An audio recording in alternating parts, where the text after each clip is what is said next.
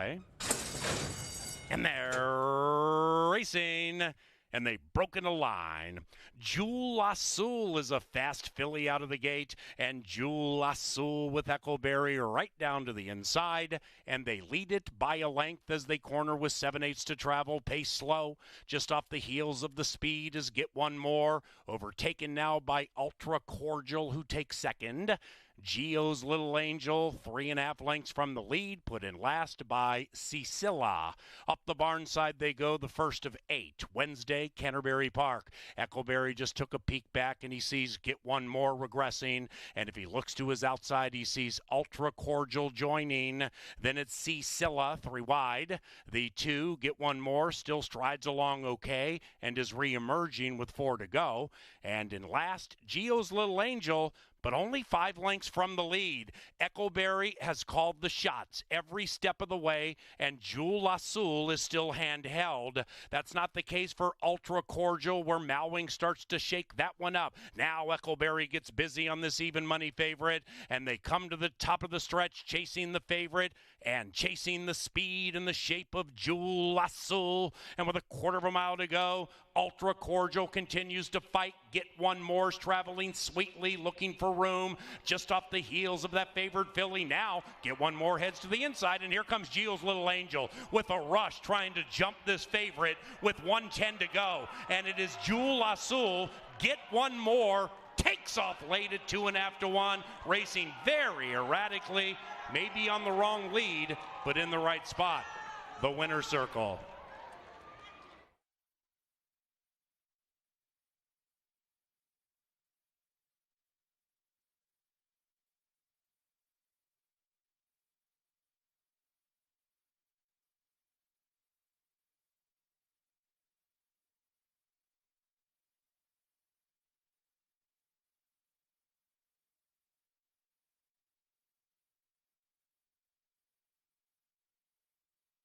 Berry.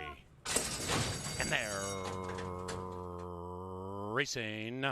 Bawana Go. The rider, Lindy Wade, says go. And at 23 to 1, Bawana goes, but now is relegated to third, with the class dropping Minnesota Lucky scooting through to the inside to take the lead narrowly and is hooked by Starship Zeus. And 1 and 2 travel in perfect harmony off 6s, 5 out of it to the inside of the White Horse, Lifeline, Burgermeister outside of them.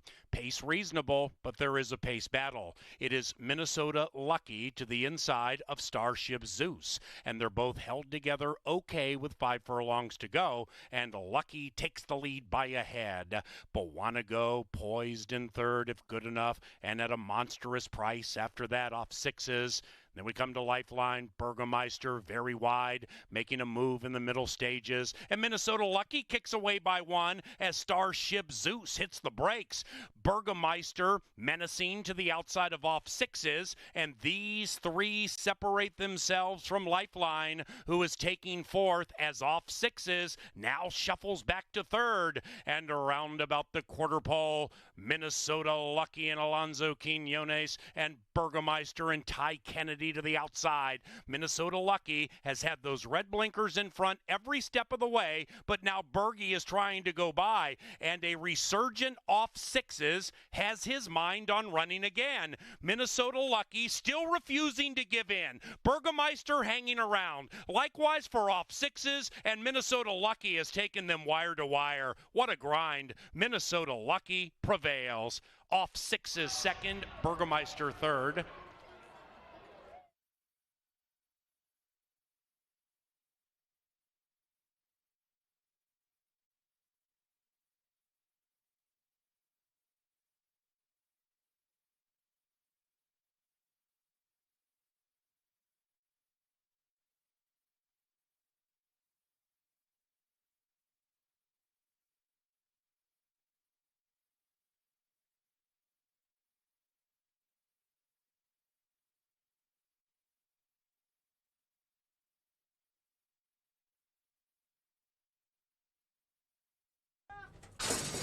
And they're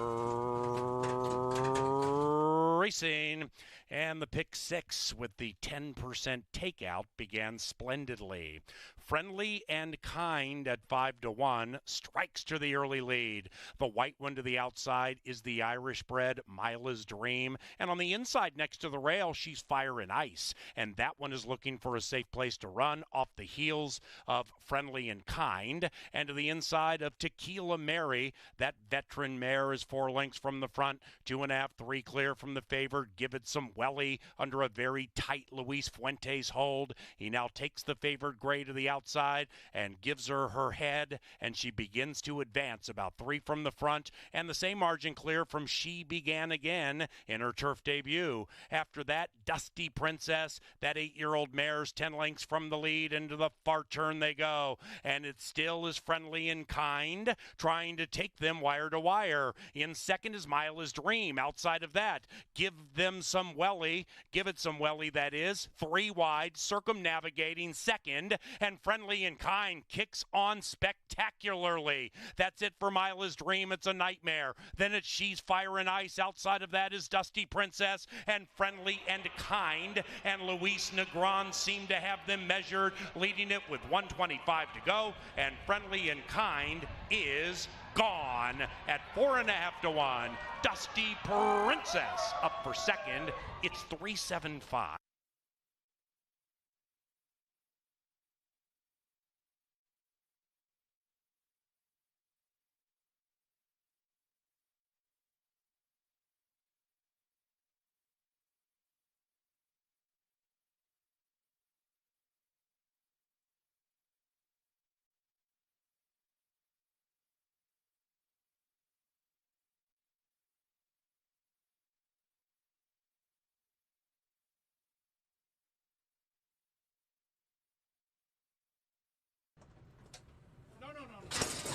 And they're racing.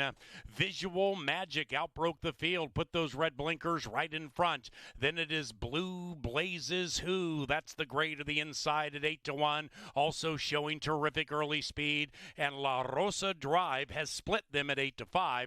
La Rosa Drive joins that fray. 3.5, 4 behind that, 2 Elegant Cricket, Soul Alone in fourth. Then we come back to Lasting Influence, third last. Mizzoni, second last, joined to the inside by Summer Lovin', and Summer Lovin's on the move, 8 lengths from the 3-headed speed battle into the far turn, and the favorites in the sandwich. Inside, Blue Blazes Who. Next to that one is La Rosa Drive, and on the 3 wide side is Visual Magic, and said trios waiting around for Summer Lovin'. After that, Elegant Cricket. Then we come back to Lasting Influence, and still nothing from Mizzoni, and they head for the money. Blue Blazes Who has had to battle it out every step of the way. Summer Lovin' shifted ground, but is finishing full of fire. Summer Lovin' at 3.5-1 swooshes right by Visual Magic. Behind that one is Lasting Influence, and Summer Lovin' is providing a spring minor upset to begin the pick 5. It is 5-6-4 in race 4.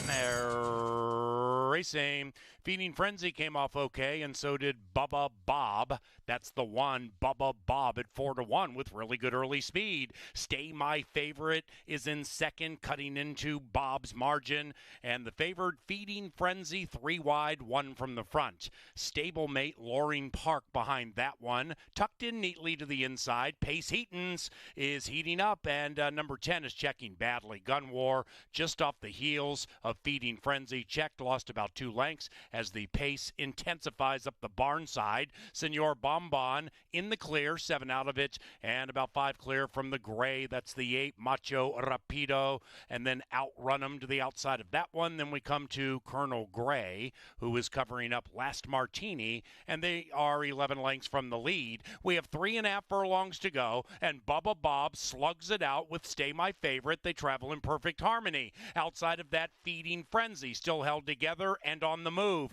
Behind that one and tucked in is Loring Park. 6 is sequestered as Senor Bomb goes on the move. Feeding Frenzy attacks Bubba Bob, and the 2 is all done. Gun War despite the check, 5 out of it. 2.5, 3 clear from Macho Rapido, and they head for home, and Feeding Frenzy desperately trying to get by a tenacious Bubba Bob, and Bubba Bob at 3-1 fends the challenge of this heavy favorite and runs away by 2. On the inside, Loring Park is flashing home nicely, but Bubba Bob has done enough work to win. 165 in race 5. It's Bubba Bob.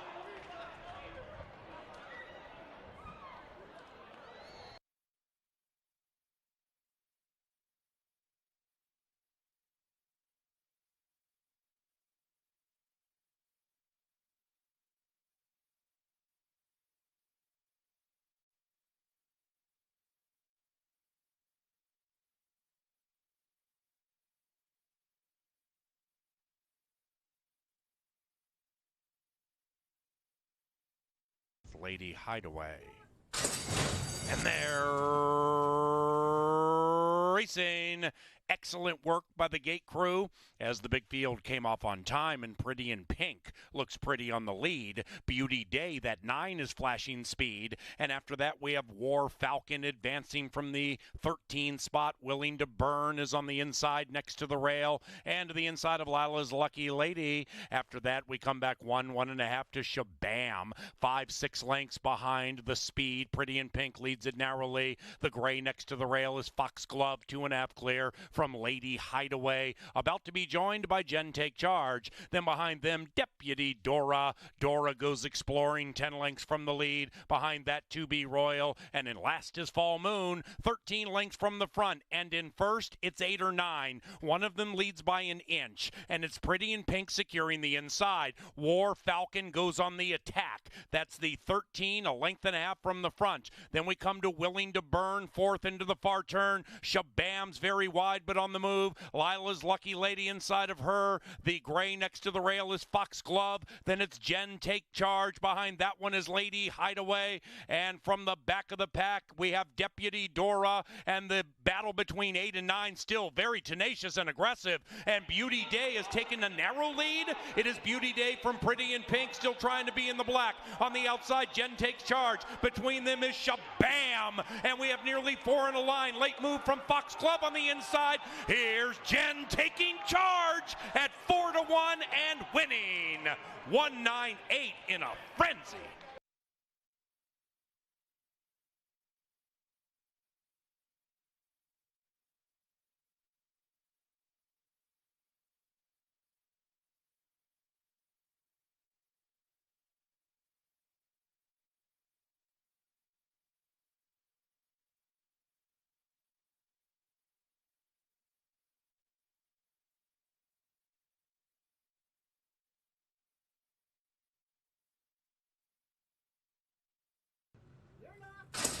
And they're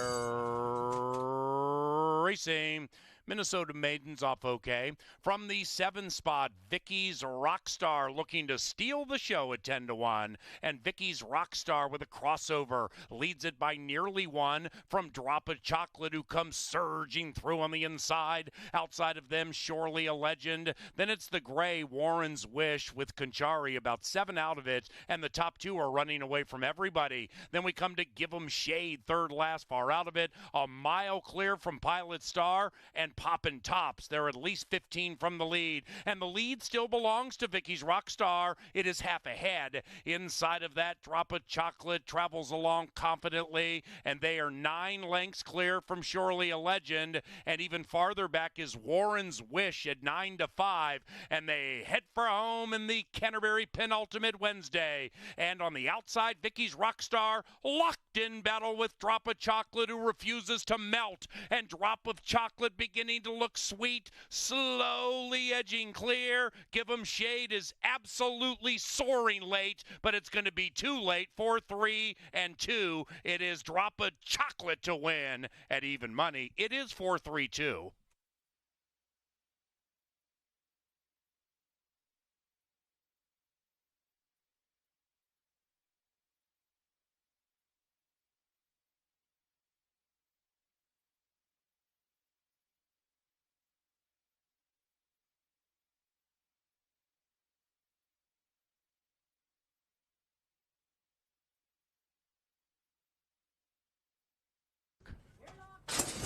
And they're racing. Go Crow outbroke the field from the wide side, and now from the center, the 9-year-old Giant Gamble shows elite speed. And Rocked His Way is also very, very prominent. It goes 6, 9, 10 in the early stages. The gray is Devil's Teeth, that 7-year-old advancing and doing so to the inside of Go Crow. Outside of them, Sierra Hotel, Sean Shine nowhere near the lead. 2.5 clear from Captive Kitten, and after that is P Club beginning to run on 8 out of it. Hey, come to the top of the stretch in the 8th at Canterbury Park, and Giant Gamble, this salty veteran, slugs it out with the long shot Rocked His Way, who means business. Behind them is Go Crow. Then we come to Hotfoot on the inside, and on the far outside is P Club. Here on the inside, Hotfoot is finishing with some heat. Rocked His Way still right there. Inside of that is Giant Gamble. Giant Gamble rocked his way inside. Giant Gamble by a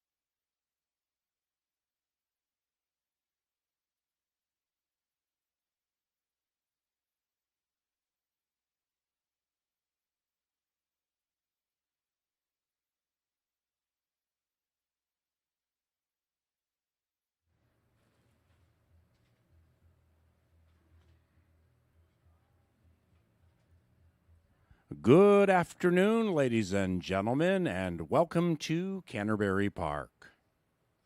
8 races, post time about 20 minutes from now. Main track fast, and we have some very good turf racing tonight. We also have program alterations beginning in race number 4. Now in the 4th race, scratch number 2, Big Buffy. Buffy. Race 4, scratch number 2, Big Buffy. There is no superfecta wagering with that scratch. When we take the 5th, the final pick 4 commences. Turf firm, rail at 10 feet, scratch number 2. Number 2 scratches from race 5.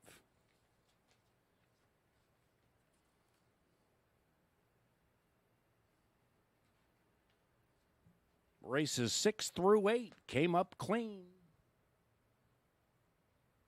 Racing at Canterbury Park begins 20 minutes from now. We are fast and firm. We have pick 3s, 4s, a 5, and a 6. Let's make some money.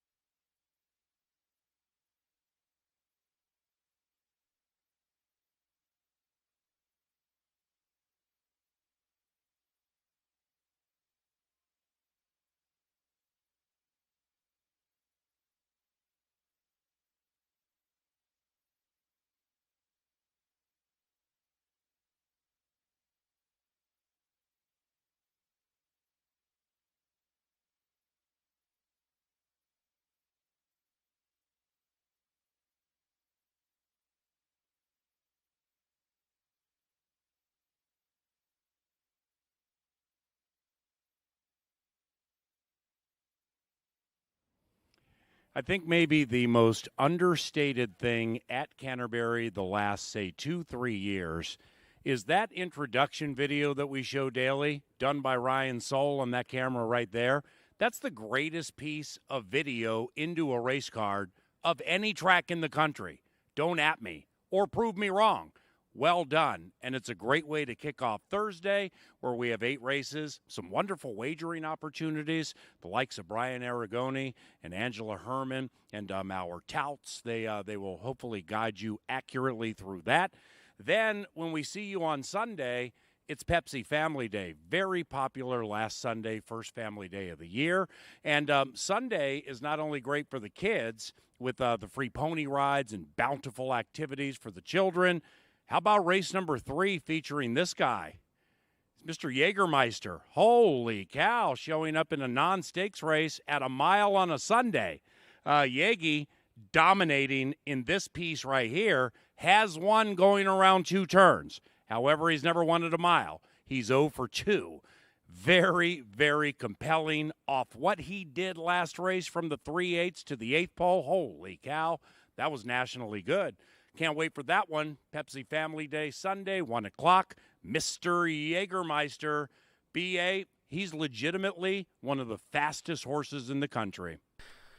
Thank you, Mr. Allen, and good afternoon to all of you diving in. Yeah, I agree with Mr. Jägermeister being one of the fastest in the country. Now, last time he was doing his bread and butter, he was sprinting on the main track. Now he tries a mile, and he has had success going 2 turns in the past, but it was against much easier competition than he will face this Sunday. I think some of the others that he took on last time don't necessarily want to excel, like Drop of Golden Sun doesn't necessarily want to be a 6 or 6.5 furlong horse, absolutely wants all of 2 turns, where Mr. Jägermeister, he's excelled at both, but he's really dominated in that sprinting category. We'll see if Drop of Golden Sun, Mr. Jägermeister, maybe someone else can jump up in there. But based on what we saw earlier this year with Mr. Jägermeister, it is incredibly difficult to imagine he losing that race, but we've seen it before. Hotshot Kid did jump up last year and beat Mr. Jägermeister at a very low price. We'll see if anyone can jump up at Mr. Jägermeister. Minnesota's richest horse here at Canterbury Park, or Downs, returns on Pepsi Family Day on Sunday. We are 17 minutes away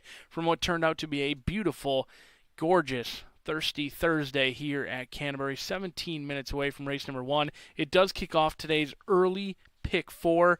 Challenging sequence in that pick 4 as well as the pick 6 and pick 5. One thing I enjoy about having 8 races is we get plenty of turf racing in the pick 6 and pick 5 sequence. 3 turf races in what could be a rewarding pick 5 payout that will begin in race number 4 and kick on through the final race in race number 8. Looks to be an excellent day of wagering here at Canterbury Park. We are fast and firm, very limited scratches, and no chalky changes that I'm aware of at this point. We're 16 minutes away from race number 1. The horses getting saddled at this point. We should be back shortly to take you through it. Good luck.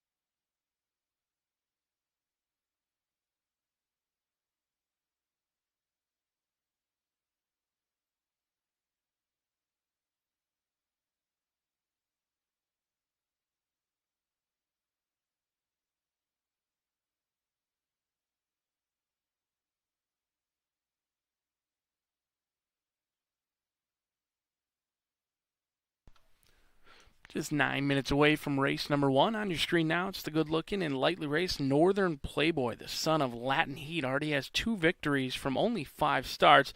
Both those victories came here last year, and in fact, a Minnesota Derby champion for Northern Playboy, taking on Open Company in here.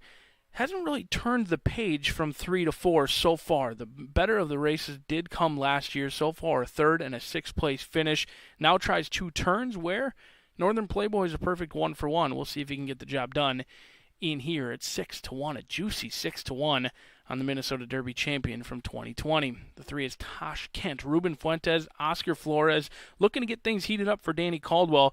Comes in from Oaklawn Park off of a race in the slop. Should appreciate being back on the main track, where most of the success has come on a fast track versus a sloppy track. 5-2.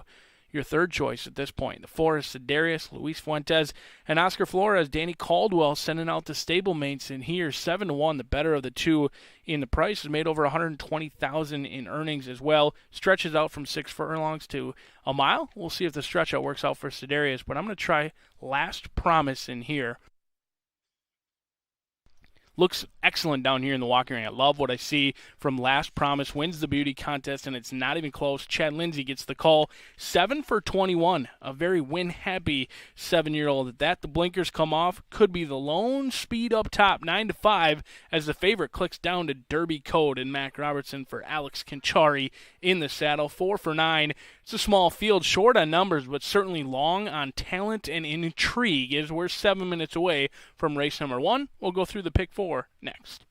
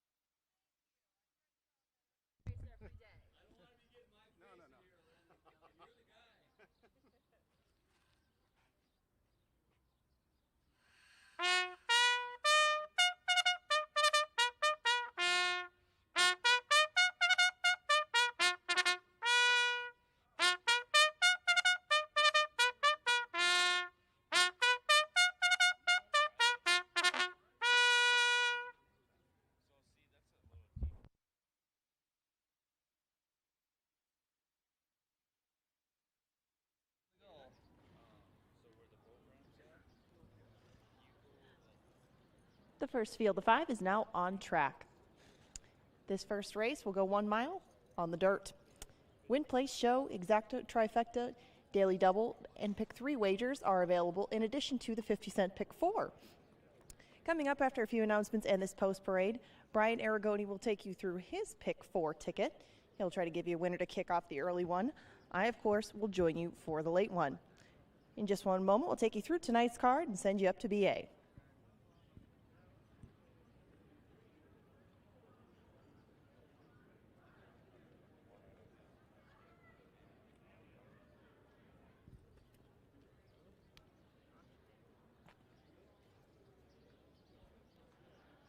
Yep.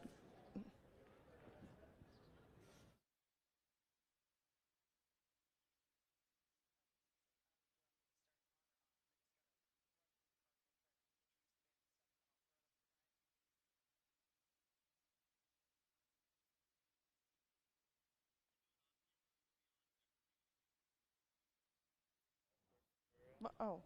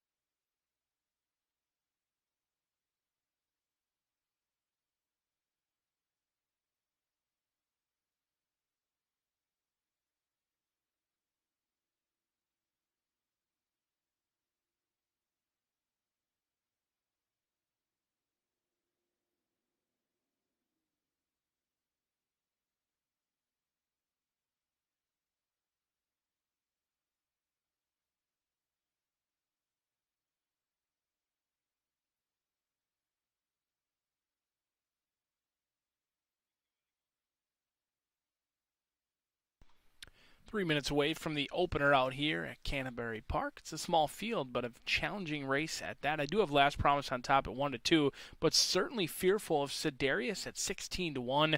A long shot in here that could be overlooked. And Derby Code 5-2 morning line. A little bit chilly right now because so much money has come in on Last Promise at 4-1 morning line. No more.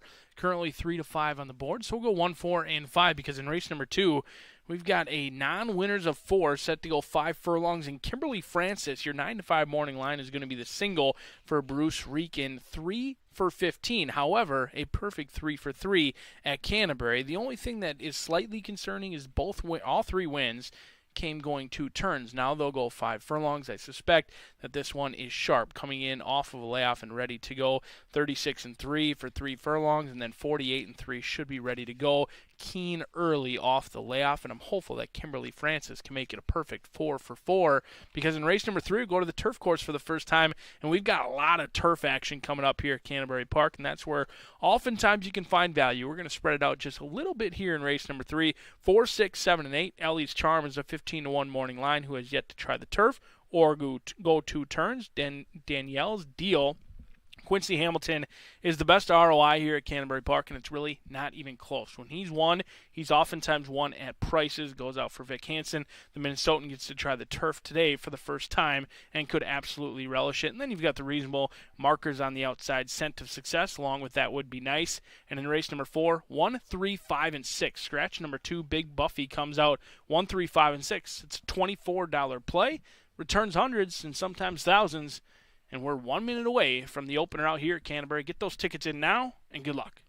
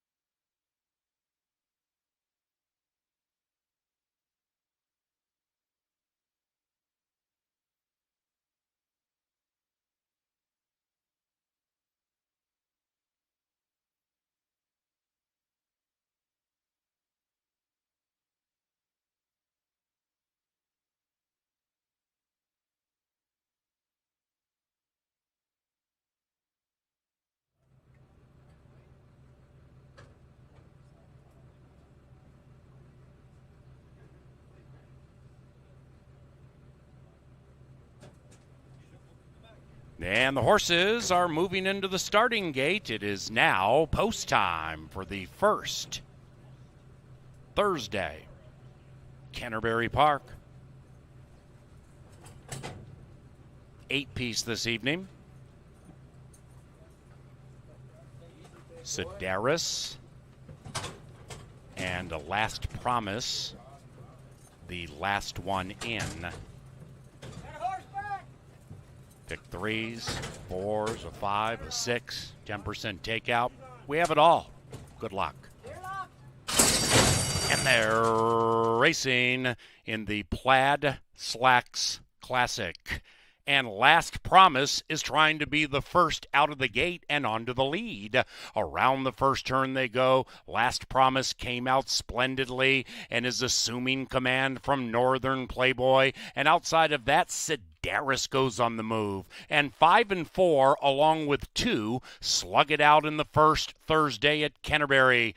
5 lengths behind that is Tashkent, and the one in last is Derby Code, but only 5 lengths out of it, and Derby Code is 3 to 5. The bookenders dominating the win wagering late, and with 5 furlongs to go, the 5 is in front. It's Last Promise and Lindsay. That one is to the inside of Sedaris, making said 5 work hard. 5 lengths after that is Tashkent, putting Northern Playboy in fourth. The Playboy being shaken up right now by Echoberry, and then it's Derby Code still biding the time, but beginning to run on with Alex and run on fast, and they're off the far turn. Last Promise has been bugged every step of the way by Sedaris, the 18 to 1 shot, and they're backing up, and Derby Code is motoring home on the outside. Behind them is Tashkent, and way back in last as they head south is Northern Playboy, and here they come. Charging down the Canterbury Park stretch, it is Derby Code laying down the law. Outside of that is Tashkent, and Sedaris is a plucky long shot, probably for third, and Derby Code is gone with Alexander. It's a 4-length win over Tashkent, and Sedaris ran third.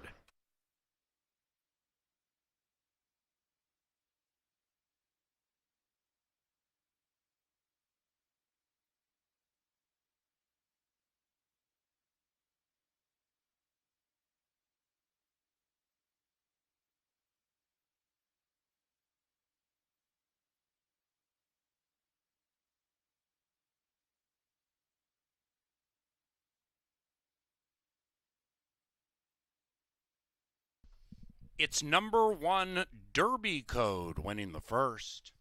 1345. 137.85 the running time. In the first race at a track with sponsors that include Appalados, Atomic Data, College City Beverage, Continental Diamond, Grey Duck Vodka, Gallagher Benefit Services, iHeartRadio, Jim Beam, Quick Trip, Loeffler, the Minnesota Lottery, Pepsi, and the Star Tribune. It's unofficial.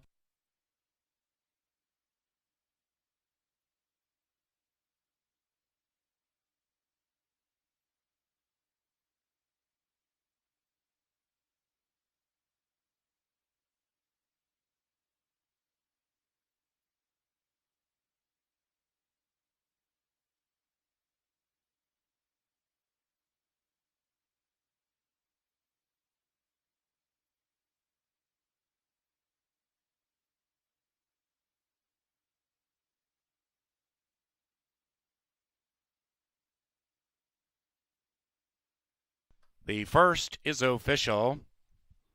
Derby Code comes up elite, getting the edge, triggering an exacta that paid $4.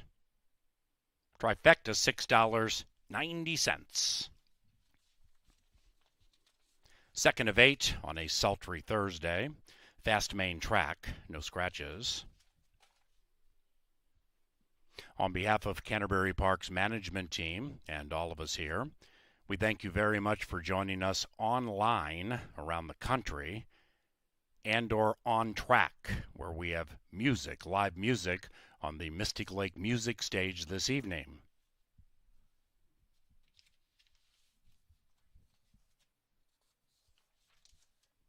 Race number 2 is courtesy of Atomic Data. That's our preferred IT solutions provider, delivering tailored pay-as-you-go IT as a service. Thank you, Atomic Data.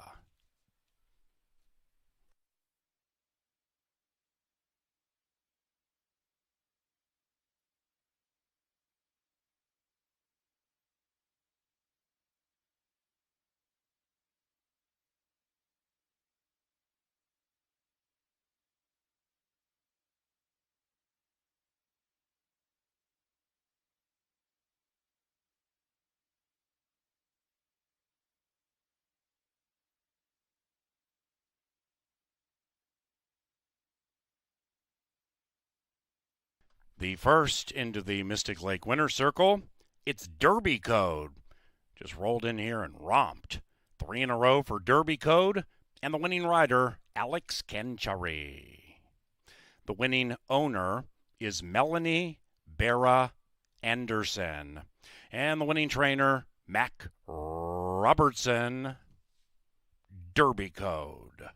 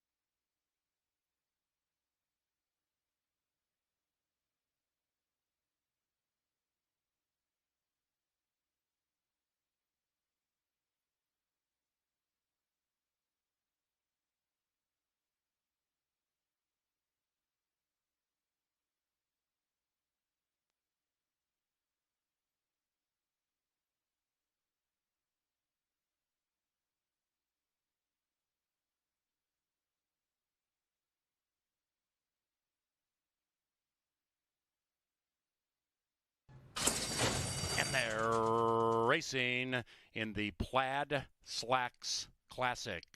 And Last Promise is trying to be the first out of the gate and onto the lead.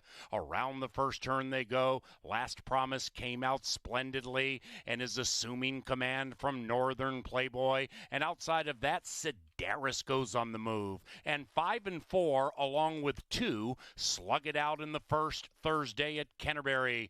5 lengths behind that is Tashkent, and the one in last is Derby Code, but only 5 lengths out of it, and Derby Code is 3 to 5. The bookenders dominating the win wagering late, and with 5 furlongs to go, the 5 is in front. It's Last Promise and Lindsay. That one is to the inside of Sedaris, making said 5 work hard. 5 lengths after that is Tashkent, putting Northern Playboy in fourth. The Playboy being shaken up right now by Echoberry, and then it's Derby Code still biding the time, but beginning to run on with Alex and run on fast, and they're off the far turn. Last Promise has been bugged every step of the way by Sedaris, the 18 to 1 shot, and they're backing up, and Derby Code is motoring home on the outside. Behind them is Tashkent, and way back in last as they head south is Northern Playboy, and here they come.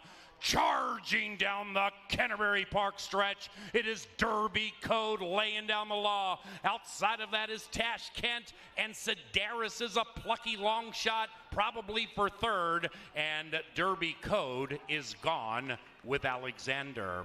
It's a 4-length win over Tashkent, and Sedaris ran third.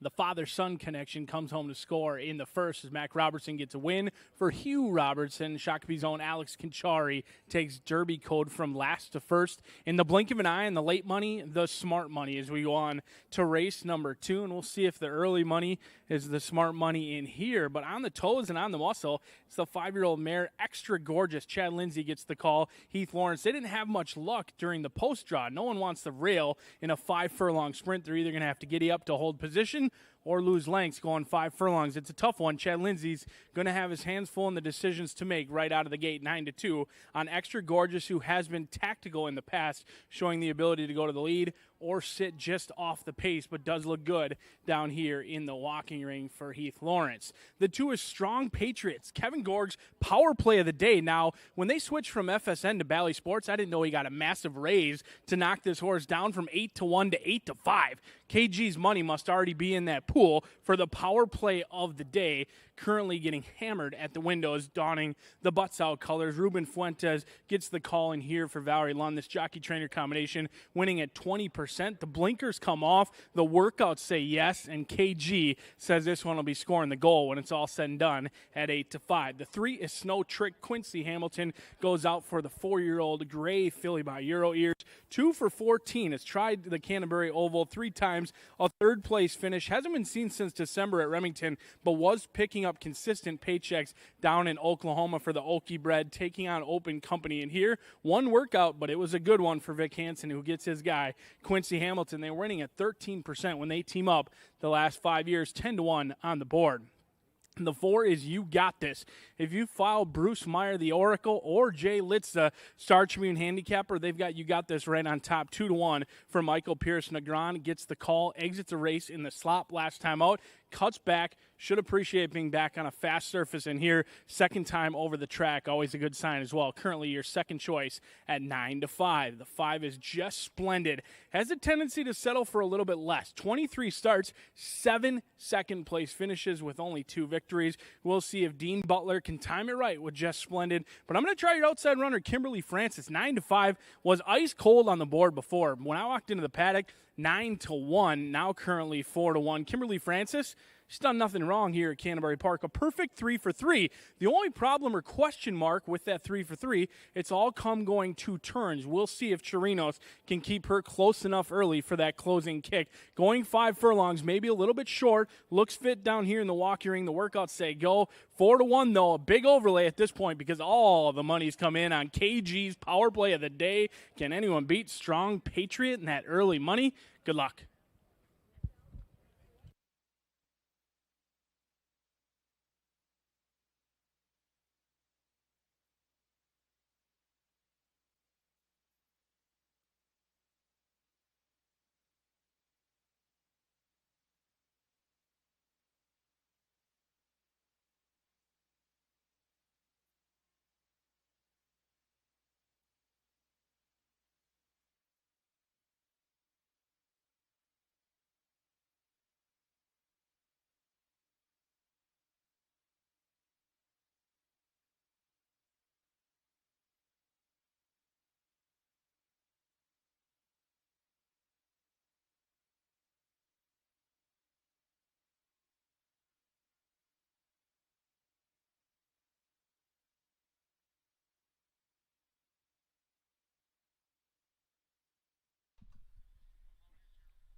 I know, right?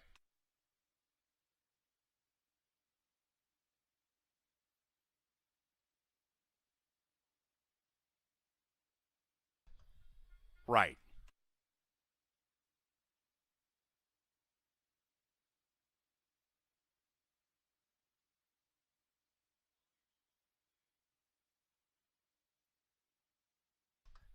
Correct.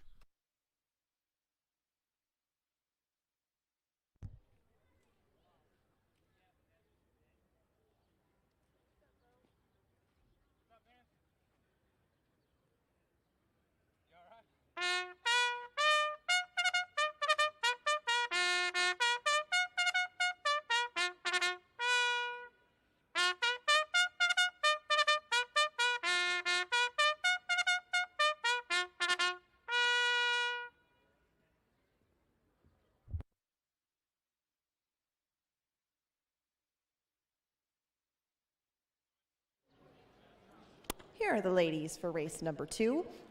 The second is going 5 furlongs on the main track. Extra Gorgeous came out a little bit early, but she is with the field. They are now going through in the post parade. And in this 5 furlong dirt event, you have Win Place Show, Exacta, Trifecta, Superfecta, Double, and Pick 3 wagers to choose from. No changes to report in this field, and a field of 6 will be at the post in about 5 minutes. Now, if you already got here, if you've been here for a little while, you've heard the sounds of Sound Inc. Every Thursday, we do have live music over there on the Mystic Lake Music Stage. Sound Incorporated is your band tonight.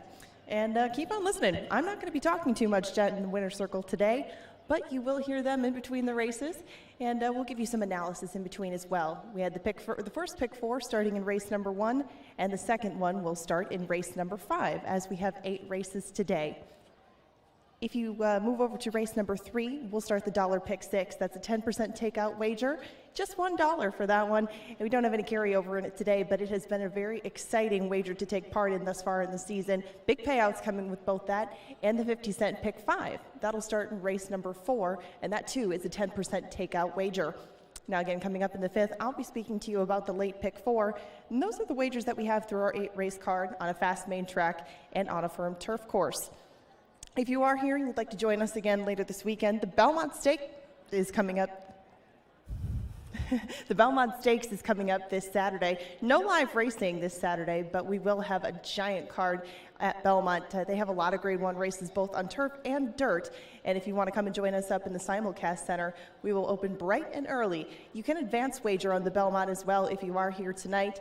Take a look on the machines or ask your teller if you would like to bet the Belmont Stakes on Saturday or any of the undercard races. They're all available for wagering now. Mystic Lake Northern Stars Turf Festival night is coming up a little bit later in the season. That's on June 23rd. A lot of nice stakes races here and a lot of turf stakes at that. Our preview night got taken off the turf, but hopefully we'll have weather like tonight for that turf festival. The Mystic Lake Derby, the Curtis Sampson Oaks, the Mystic Lake Mile, the Lady Canterbury, lots and lots of stakes racing locally if you would like to join us on the 23rd for that one. Tickets are now available for the Father's Day Food Truck Festival.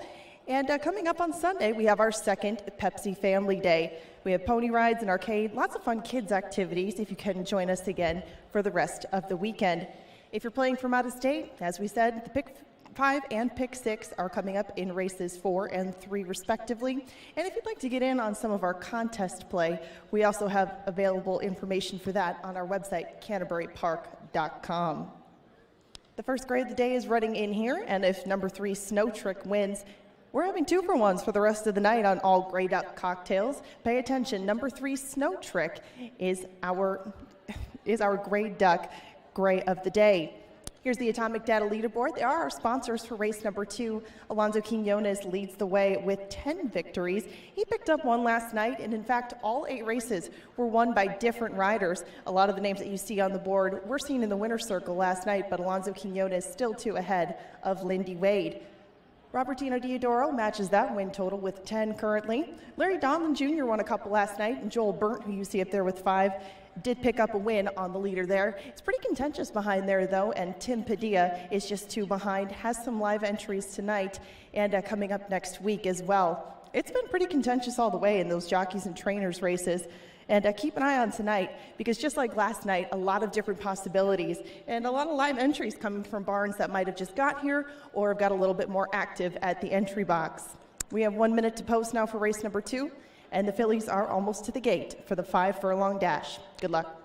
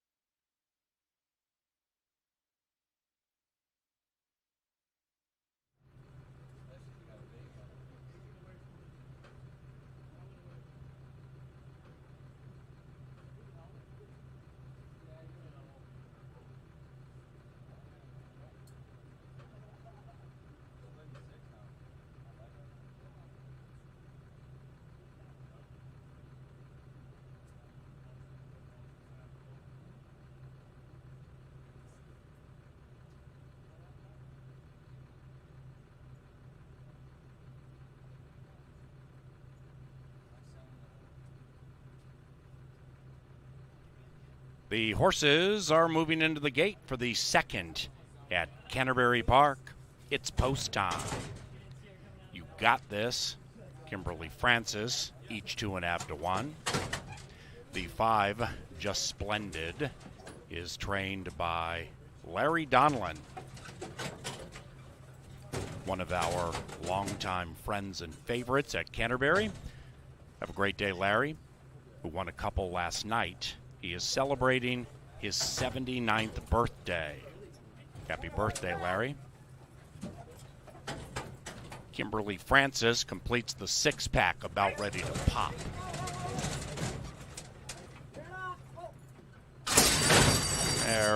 Racing, except for Kimberly Francis, who leapt to her back legs, missed it by 5, and is in last. Strong Patriot with a strong start. Just Splendid right there at a fat number. Then it's You Got This, about 3 lengths from the lead and watching the top 2 run away. But now that 4 finds stride to keep up, 3/8 to go. Way back to Extra Gorgeous. Extra Gorgeous is giving way to Snow Trick, unseen for 5.5 months. And the awkwardly beginning Kimberly Francis at 3 to 1 is last. Around about the quarter pole, Strong Patriot and Ruben Fuentes battling it out with Just Splendid, and they're locked in battle into the final 225. You Got This is next, and on the far outside is Snow Trick. On the inside is Extra Gorgeous, then it's Kimberly Francis. There goes Just Splendid, and You Got This trying to tag that one at the wire. Just Splendid for a birthday? No. 4-5. You Got This, got that long shot at the wire. Birthday ruined.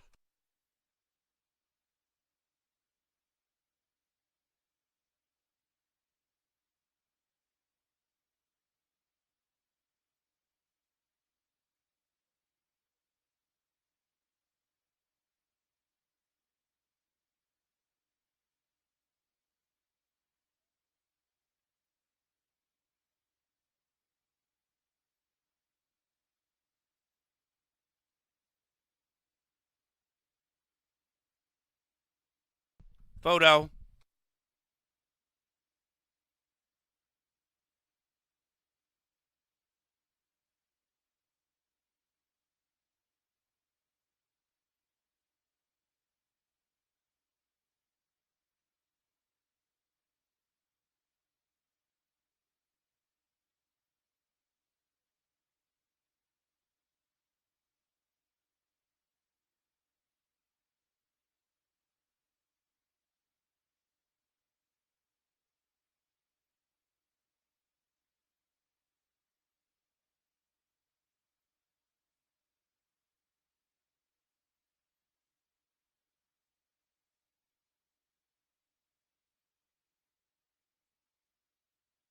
Number 4, You Got This, first. 4.526 in 59.30. We had a claim. Number 3, Snow Trick, claimed by trainer Dick Capalucci. The owners, Roy Manfredi and Dick Capalucci. It's a 5K claim. Snow Trick, Capalucci, Manfredi.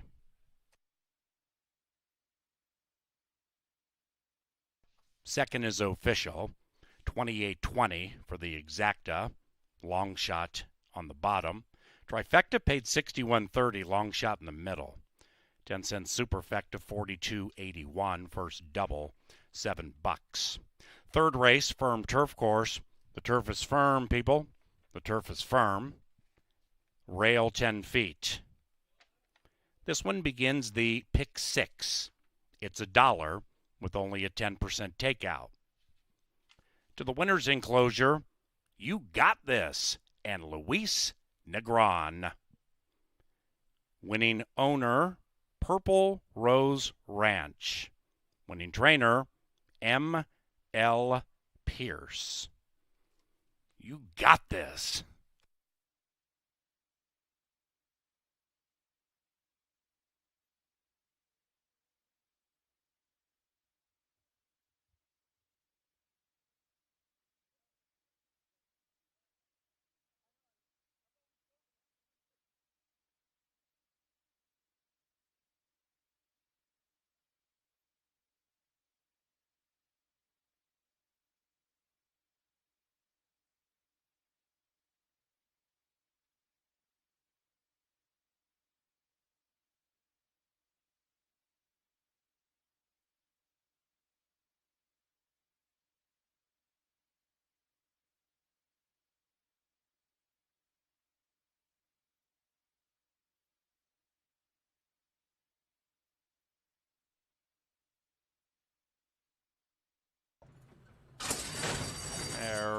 racing. Except for Kimberly Francis, who leapt to her back legs, missed it by 5, and is in last. Strong Patriot with a strong start. Just Splendid right there at a fat number. Then it's You Got This, about 3 lengths from the lead and watching the top 2 run away. But now that 4 fine stride to keep up, 3/8 to go. Way back to Extra Gorgeous. Extra Gorgeous is giving way to Snow Trick, unseen for 5.5 months. And the awkwardly beginning Kimberly Francis at 3-1 is last. Around about the quarter pole, Strong Patriot and Ruben Fuentes battling it out with Just Splendid, and they're locked in battle into the final 225. You Got This is next, and on the far outside is Snow Trick. On the inside is Extra Gorgeous, then it's Kimberly Francis. There goes Just Splendid, and You Got This trying to tag that one at the wire. Just Splendid for a birthday? No. 4-5. You got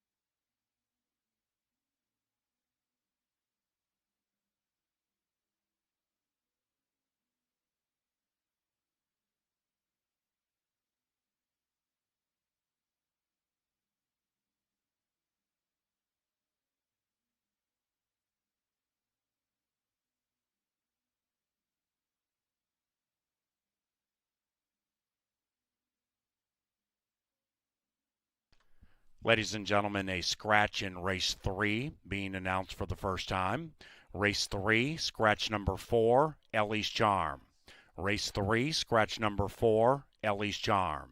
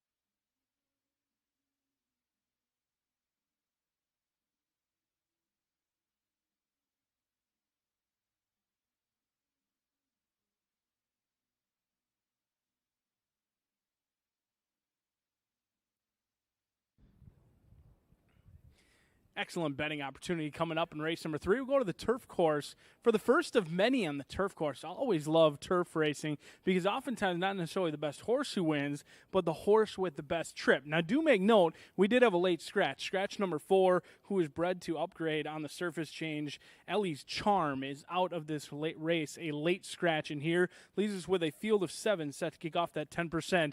$1 pick 6 on your screen now is the good-looking 4-year-old filly by Strong Mandate, Golden Gopher for Lothenbach Stables. Now, the dam, No Retreat, was all turf all day. So far, though, the foals haven't had that much success on the turf. You would think all the foals would have success on the turf. They've tried it 23 times. Only one of her foals has been victorious on the turf. We'll see if Golden Gopher can make that 2 with Vega getting the call for Joel Byrne. The 2 is Holy Soul. Luis Negron in here for Greg Weir. Takes a drop in class. Went off at 92-1 in the debut, but that was against Open Company. Now gets back in with Minbreds. 5-1, much lower price in here. Second start could continue to improve. The 3 is Classic Whiskey on the board at 8-1. Kelsey Haar getting the call for Frank McKinley. Another who could absolutely handle the turf in here. Now, the breeding is a little bit nondescript, not a ton of record keeping with the breeding or tries on the turf course. 8-1 on the board. Still lightly raced. We'll try 2 turns and the turf for the first time. The 5 is Added Diamonds. The 5-year-old mare does take on younger in here. She's got age, but doesn't necessarily have as much results. 0-for-6 in that time. A second place finish came on a race that was scheduled to be on the turf and then was rained off the turf that day. 13-1 on Added Diamonds. The 6 is Danielle's Deal. Quincy Hamilton gets the call for Vic Hansen. Jockey Trainer Combinations won at 13% over the past 5 years. Quincy handles our best ROI right now as a rider, and he could improve that in here. 12-1 on the board. Not sure about the turf, but that's a big question mark, and that's why you'll get a value play in here. A lot of the handicappers, though, have found themselves liking Scent of Success.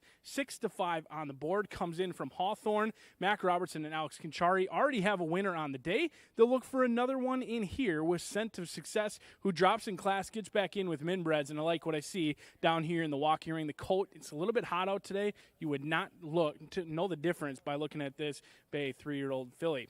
The 8 is That Would Be Nice. Bred by Curtis Sampson, Tony Ringstorff, and Miguel Aurora. Aurora got a win last night. He looks for another one in here, 5-2. Your clear second choice. All the money has come in on the outside 2 runners, but there's some unknowns down on the inside. It could be a value race, but I'm going to try your favorite in here. Scent of Success kicking off the $1 pick 6.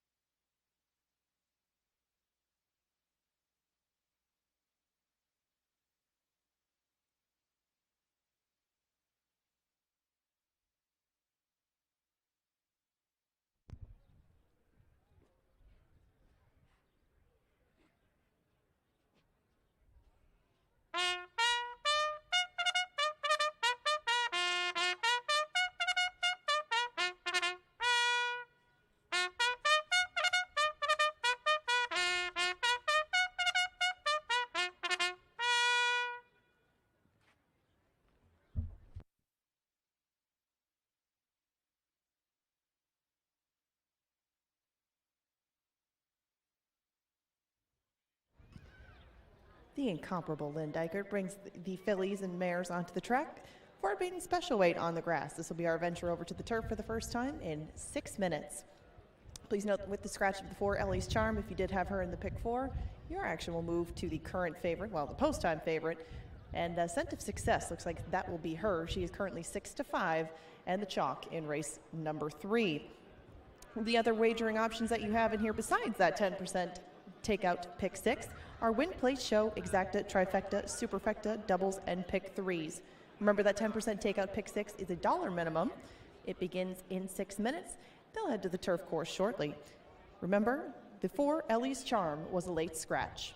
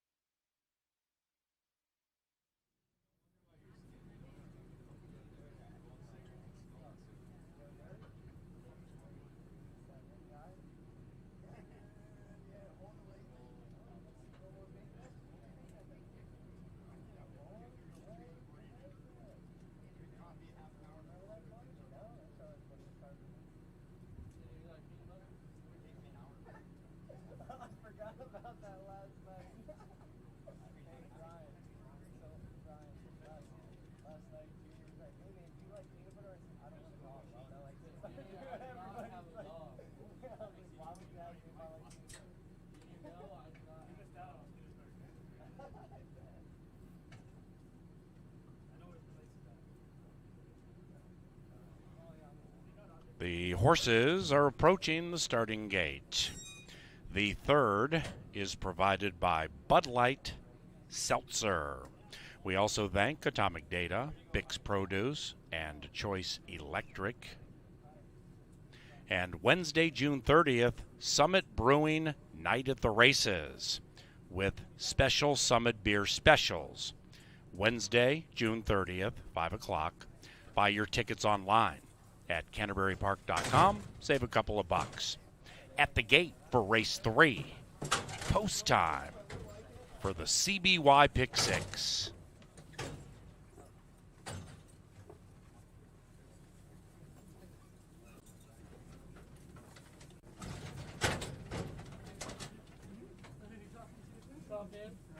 Scent of Success moving in. That one is favored. Classic Whiskey in her turf debut has gone in. And That Would Be Nice also in her turf debut, 3-1.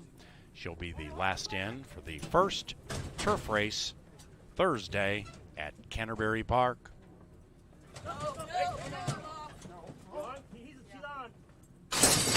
They're racing. All equine athletes off beautifully. Shortly after the start, That Would Be Nice shifted ground and got erratic, but she has found her path, angling to the inside, and Added Diamonds goes to sparkling on that lead at 17-1. L.A. Valenzuela for Canterbury Hall of Famer Burnell Roan. Lonely lead with Added Diamonds, but now Golden Gopher tried to go sneaking through to the inside and couldn't get there. And the favored filly, Scent of Success, right in the fray. 5-7, 1-2. That Would Be Nice. 5 out of it to the outside of Classic Whiskey. Then we come back to Danielle's Deal in her turf debut, second last. And Holy Soul brings up the rear, now 13 behind 5-7 who travel in perfect harmony. Scent of Success, this heavy favorite at 4-5, being bugged by the speedy Added Diamonds to the inside. But now Scent of Success runs away from Added Diamonds like she was tied to a post. And Canchari has a triple hammerlock. Golden Gopher senses the warning call, and in her turf debut, she's attempting to go by Added Diamonds as Scent of Success takes the leading margin from 4 and makes it 5, and now Golden Gopher puts her mind on running. It's one of these two. It is Scent of Success leading it by 4. Golden Gopher plugging away, but it's way too late. Scent of Success and Canchari dominating.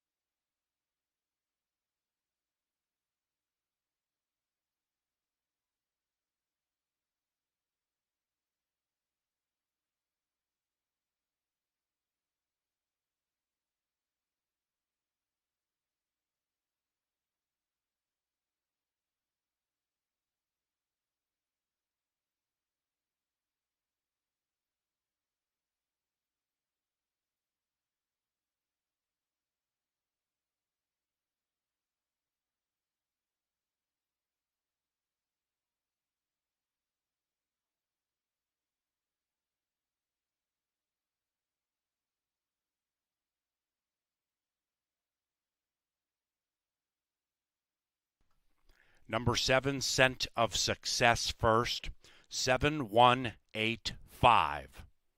134.92 over the firm going. A fast win by this favored filly.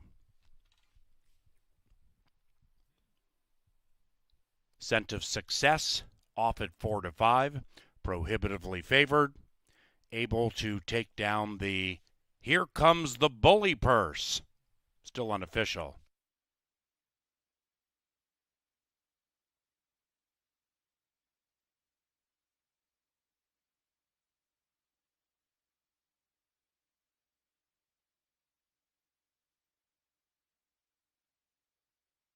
That third race went official.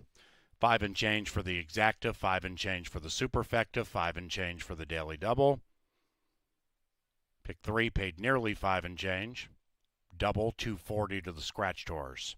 Trifecta 735. The fourth begins the Canterbury Park 50-cent pick 5. 10% takeout. Scratch number 2, Big Buffy. No superfecta wagering in race 4.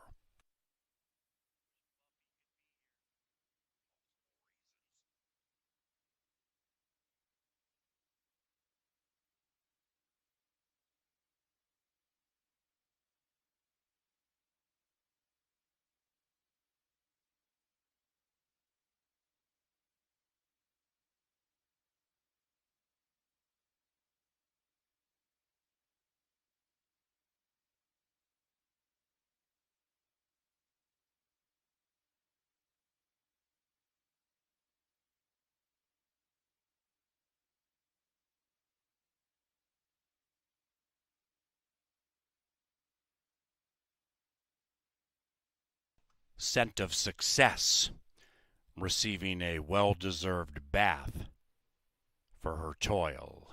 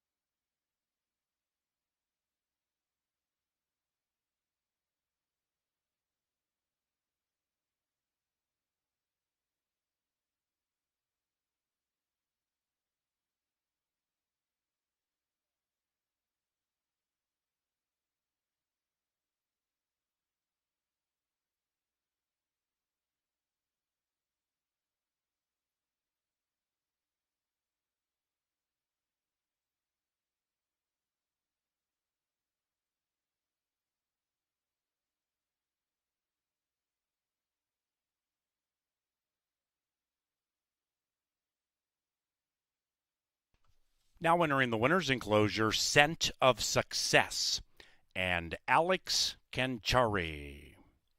Winning owners, Nova Gratz Racing, and the winning trainer, Mac Robertson. Scent of Success is a 3-year-old bay filly by Not This Time, out of Fabulous Babe.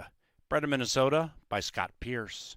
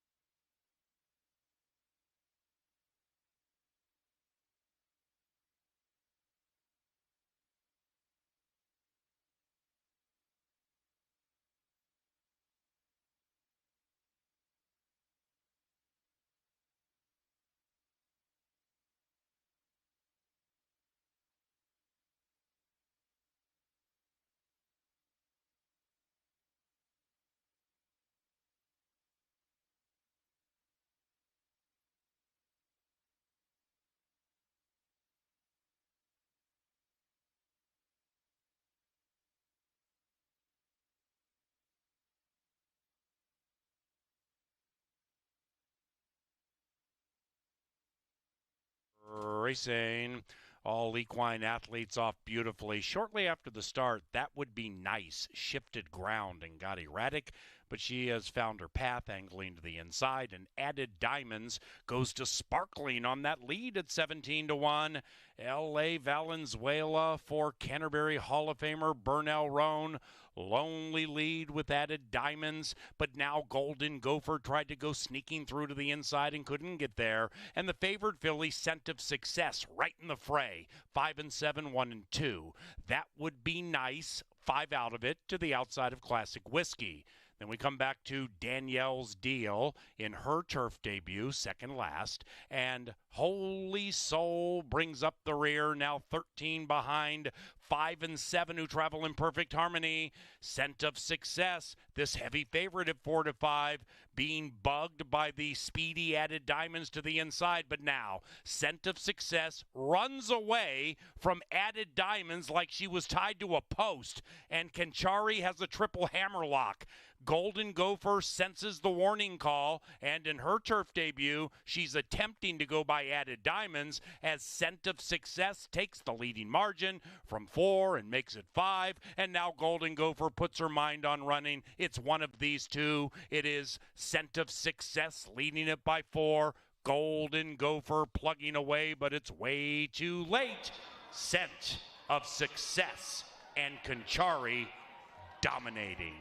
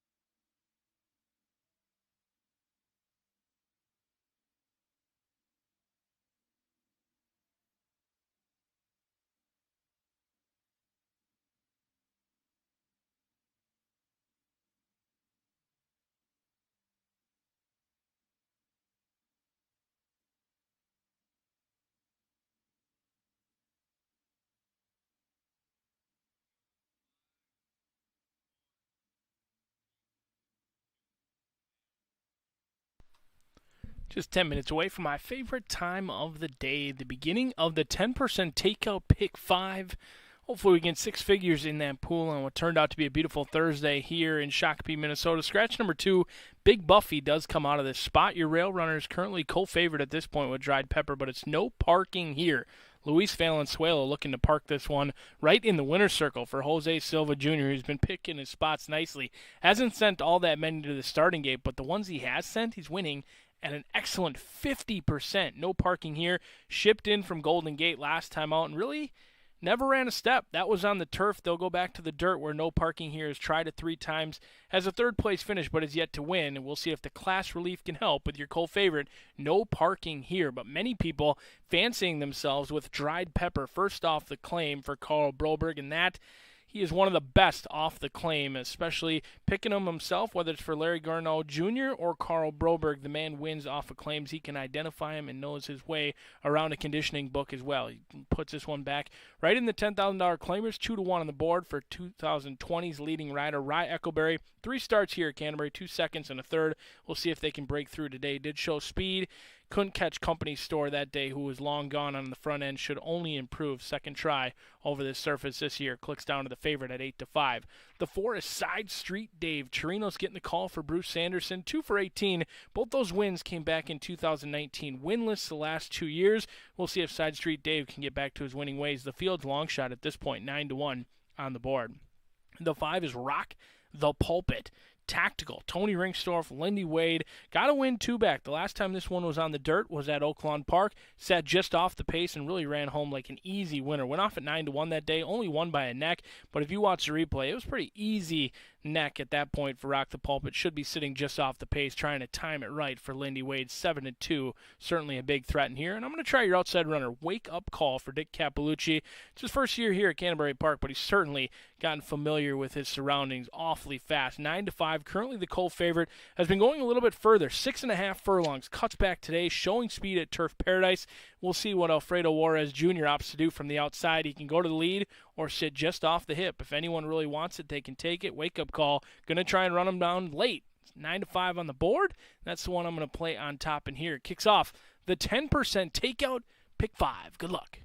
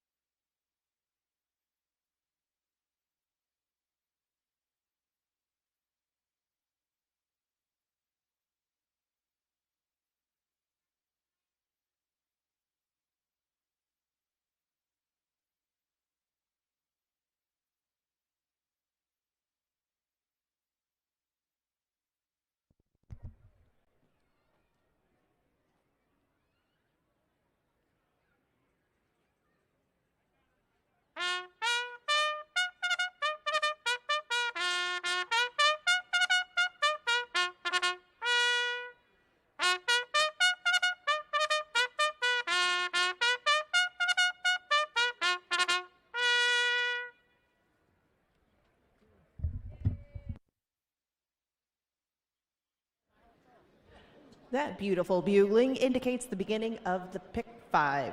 That's right, race 4 will start off our 10% takeout 50-cent pick 5.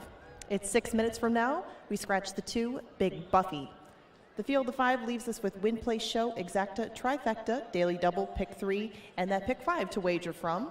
No superfecta wagering with the scratch of number 2, Big Buffy. We are now 6 minutes to post. We will get the thoughts of Brian Aragoni. He and I have some different thoughts about a horse that I think is going to be very, very important in his pick 5 ticket. We'll get his thoughts on that pick 5 coming up. 6 minutes to post.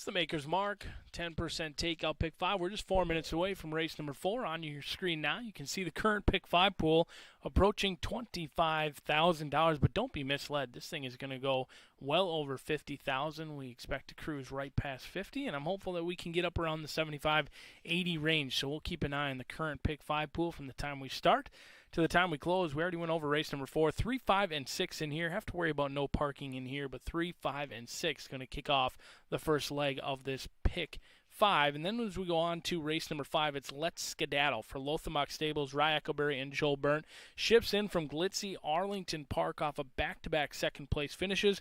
Was the beaten favorite last time out at 4-5, but gets some class relief in here. This is a Minnesotan who has never taken on Minnesota bred. Certainly gets relief in here. You look back in the running line, this one has taken on some very tough customers. 3 back, losing to Adventuring and the likes of Peace Broker, a tough race in there. I think Let's Skedaddle, despite being down on the inside, should be the one to beat in race number 5 as we go on to race number 6. I like Grand Prize as a long shot in here. This one's a great long shot play. Now, you see 6 second place finishes. I've had this one on top quite a bit. Haven't always gotten the money from the win wagers. We did lose twice to Ready to Run Away as well as Clickbait, but Grand Prize can fire fresh and should be able to handle the turf in here, along with In the Red at 9-2 and Diva Tequila. Alfredo Juarez could be looking for another win if he wins with Wake Up Call in here. Mike Beeler can get him ready for the Urbans and Diva Pila. We'll see if we can upset Extrema at 5-2, who's the favorite and won't be on the ticket. 1, 3, and 4 in race number 6 as we go out to race number 7. I thought this race was challenging. This is a vulnerable favorite of the day in here for me. Determined to Rise will not be on the ticket. We're going to see if we can't get a long shot in here with Bogey Blue along with Modric and Gone a Lil Hulu, and his Mutta was a Mutta. 2, 4, 7, and 8. Taking a couple of stands through this sequence. A $54 play, but void of Determined to Rise. If you want to take a stand against the favorite, there's no need to add it into your ticket. If it wins at 6-5, we'll start over again tomorrow. In race number 8, a mile on the turf course. I think this is a challenging race. There's many more in here that could win, but some of my personal favorites between Obi Ridge along with number 9, Stitzy. Tough to separate those two. I love both those horses, Stitzy and Obi Ridge. As you can see, both of them like to settle for second. Stitzy, a quirky big fellow. We'll see if he can figure things out with age. Obi Ridge at the age of 5 has 4 second-place finishes. And then Doodle Time, a lot of people going to be singled to Doodle Time, and why not? Mac Robertson and Alex Conchari have been off to a hot start. They could be looking for their 3rd winner on the card. They've already got 2 through 3 races. 7, 8, and 9 in the finale. It's a $54 play. It's the Maker's Mark, and it's a 10% takeout pick 5 coming up, coming at you next.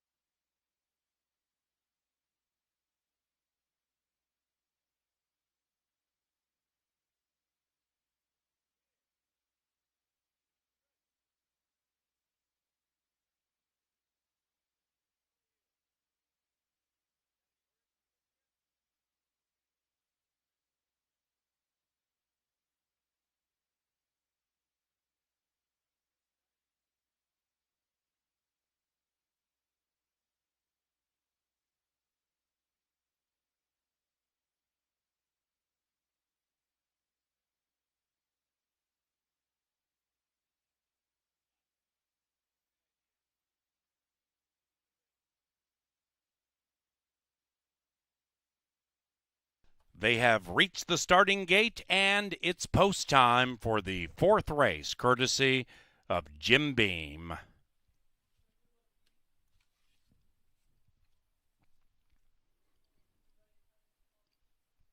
$0.50 pick 5, Nation Low 10% takeout commences here.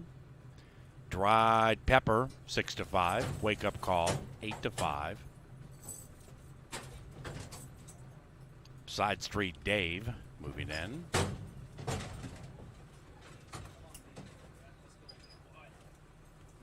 Rock the Pulpit for the Cuck Gang. Wake Up Call last in line.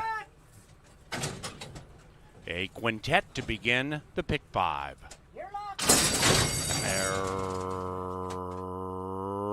Racing all off smoothly. Rock the Pulpit, Wake Up Call. Wake Up Call grabs the lead from the outside, puts the red blinkers in front. After that is Dried Pepper, beginning to advance in the new colors, and in fact, Dried Pepper rolls right up to second. Then we come to No Parking here. That one's in a tight spot to the inside of Dried Pepper. Outside of that, Side Street Dave. 4 covers the 5 with 3 to go. It's Wake Up Call and Juarez Jr., giving them all a wake-up call, opening up by 2.5. Dried Pepper shaken up hard by Eckleberry. Outside of that, Rock the Pulpit, and it is Wake Up Call showing the way by 2. After that, No Parking here, stuck about 10 out of it, and still clear from Side Street Dave, and they head for the money. It is Wake Up Call trying to go gate to wire. Wake Up Call 1.5. Dried Pepper the inside, and on the outside is Rock the Pulpit, and Wake Up Call continues to tug them along. Dried Pepper trying to get spicy on the inside. 6-3, Dried Pepper wins.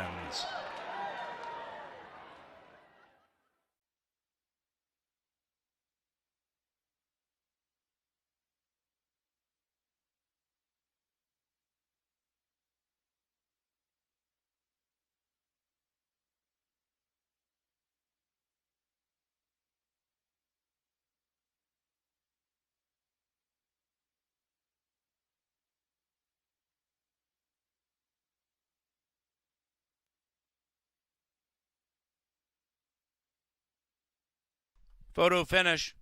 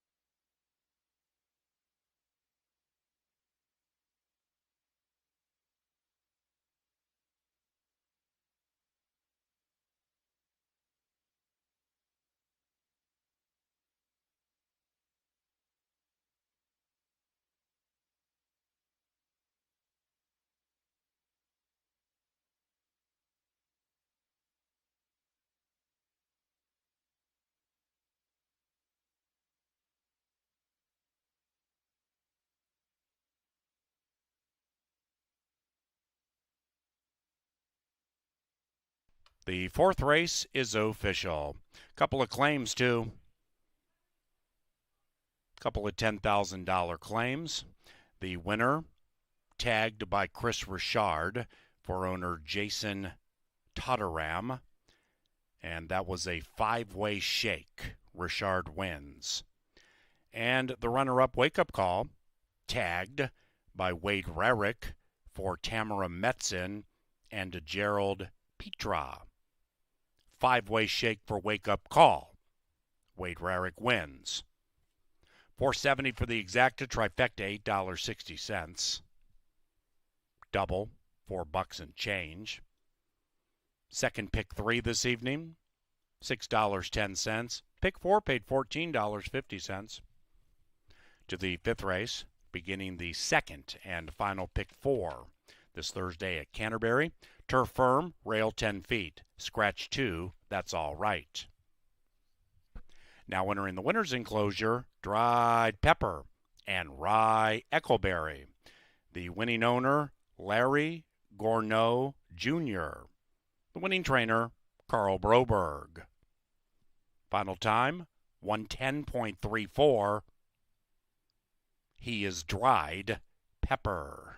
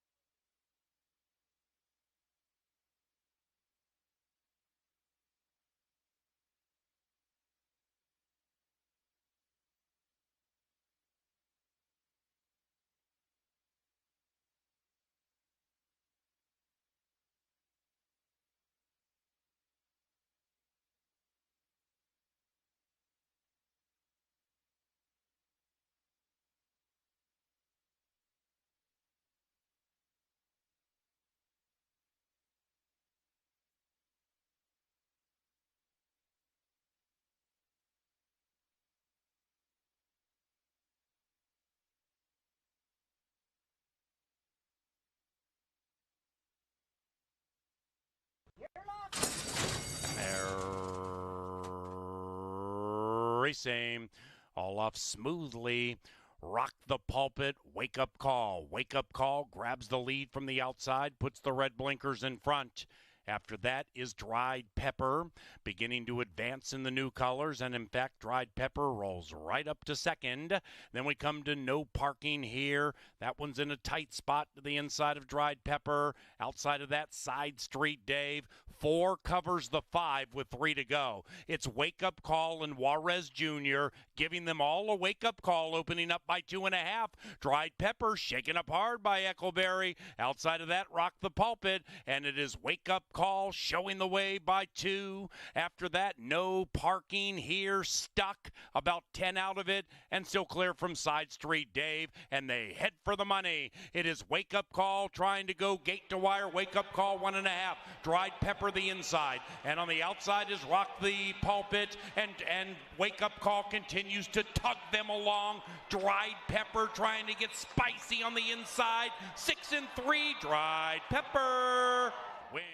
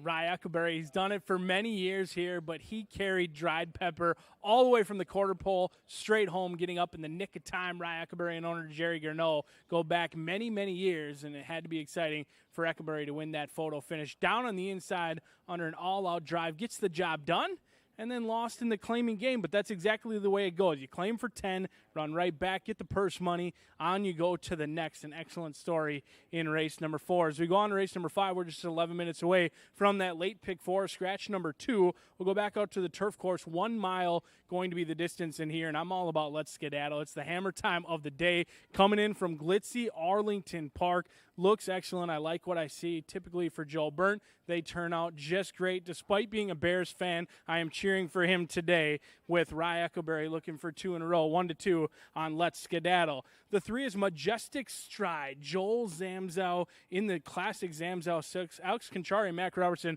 already 2 winners on the card. They look for 3 in here with Majestic Stride, who is a half to Majestic Pride. The daddy, Artie Schiller, was a runner. The breeding is certainly excellent for Majestic Stride. We'll see if she can run anything like Majestic Pride did. 8-1, a great value play in here.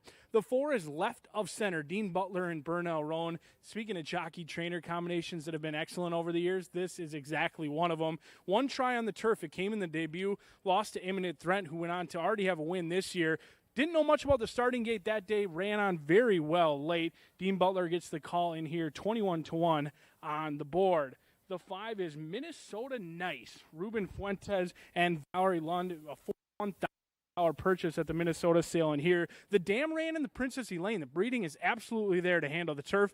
They'll try multiple things today. Sprinting for the first time and turf for the first time. But Minnesota Nice looks awfully nice down here in the walking ring. Holy cow, this 3-year-old filly feeling herself today. The Butzows have to be pleased with the way Minnesota Nice turned out in here. 18-1 on the board, but you wouldn't know it based on the looks. Holy buckets.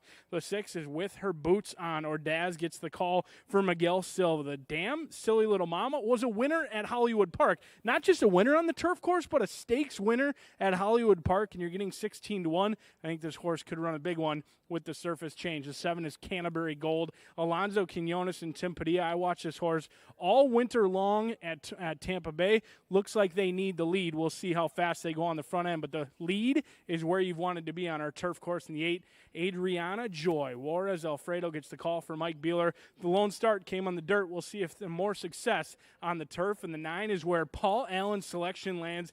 Annie Shenanigan for Chris Richard. Lindy Wade gets the call. The man's been hot, especially on our turf course, but he's got his hands full breaking from post number 9, going a mile in here. It's a field of 8, set to go to the gate. Plenty of talent in here. We'll see who can take it home 8 minutes from now.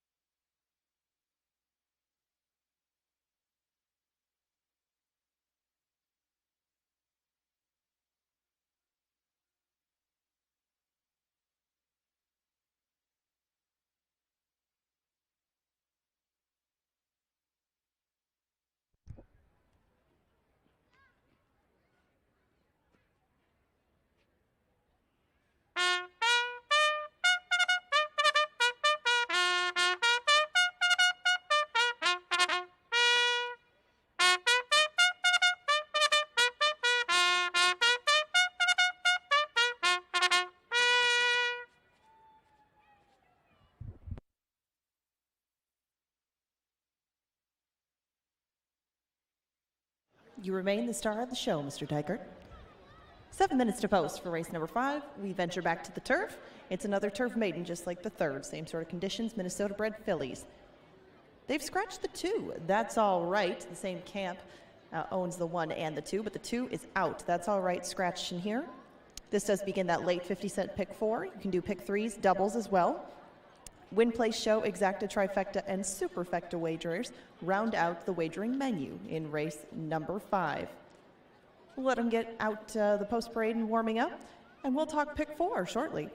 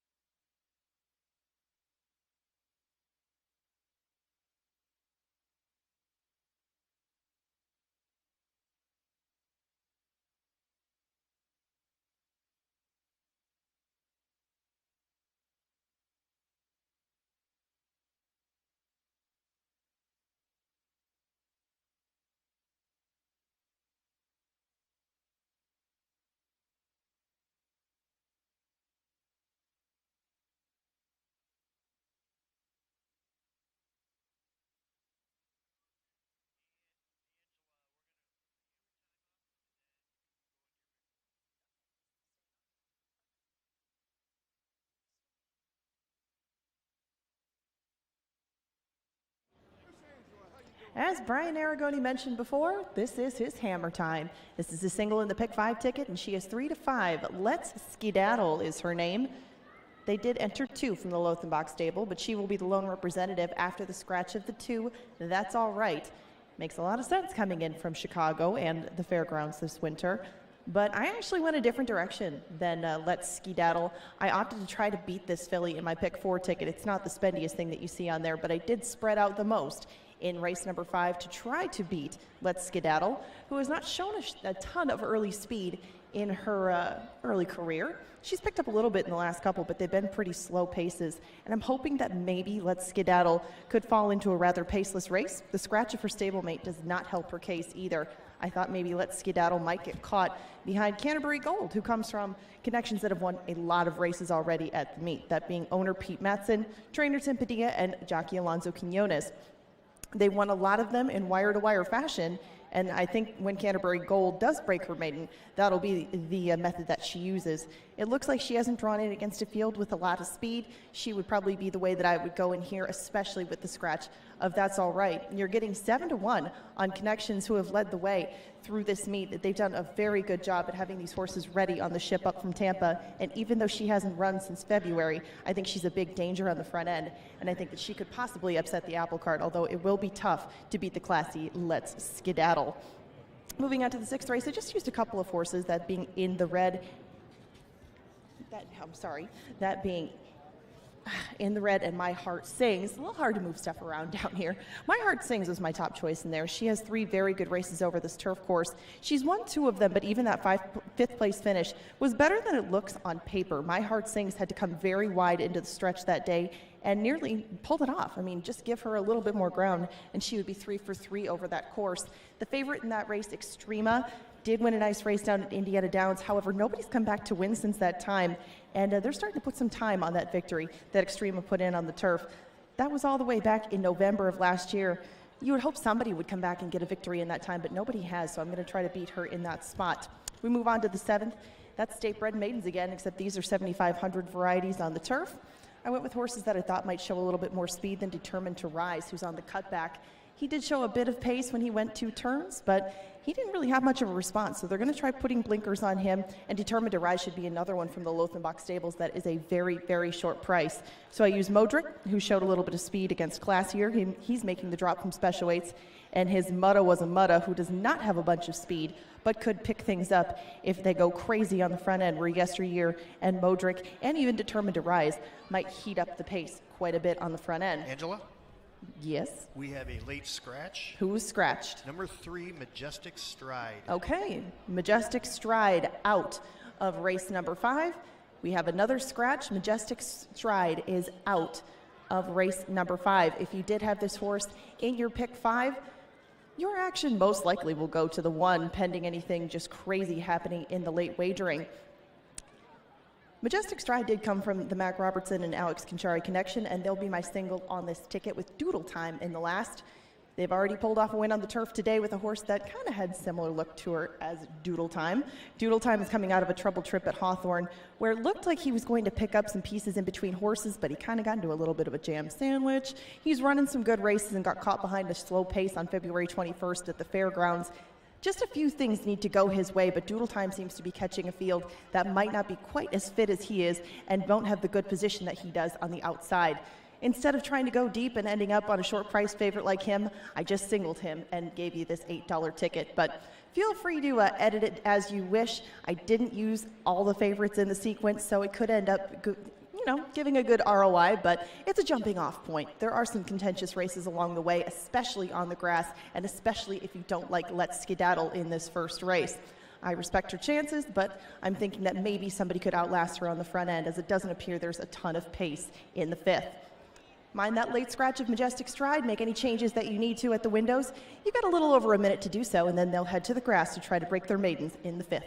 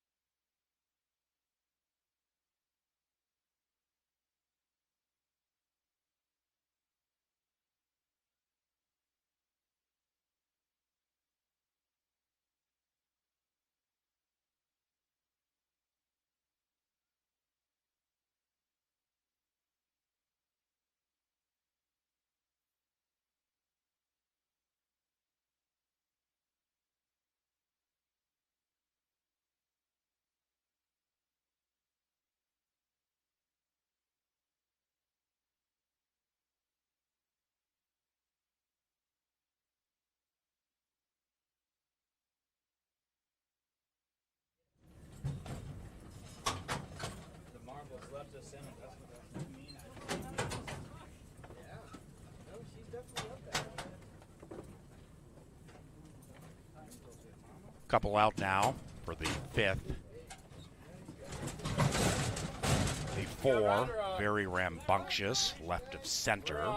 Here is Annie's Shenanigan going in. It's the Rob Roach Romp. And they're racing. And Canterbury Gold wins the start in the romp. Inside left of center. Heads south in search of that early lead. And Minnesota Nice at 35-1 grabs the lead. And with Ruben Fuentes, Minnesota Nice 35-1 has the lead around the first turn. Annie Shenanigans has the green colors beginning to advance. Annie's on the move to the outside of Adriana Joy, who just had to check. The hot favorite, Let's Skedaddle, is looking to skedaddle, angling to the outside of left of center, and now splitting left of center and Annie Shenanigans. And this 1-9 favorite is on the move up to third. The one way back in last is that 6, about 7 lengths from the lead, and they go into the far turn, and the pace is dawdling, and up top Canterbury Gold is collared Minnesota Nice. Annie Shenanigans keeping Let's Skedaddle neatly boxed to the inside. Meanwhile, Adriana Joy begins to move up. Then we come back to Annie Shenanigans, now shuffled back 4 lengths out of it. Left of center, second last, and with her boots on is at the tail, 7 lengths from the front, and they're at the top of the stretch as they come charging down the Canterbury Park turf course. On the inside, Minnesota Nice. Let's Skedaddle, that 1-9 shot, surging on the outside of Canterbury Gold, and Let's Skedaddle grabs the lead and runs away. Let's Skedaddle heads right to the winner's circle and is home and cooled out. 175 in the Roach Romp.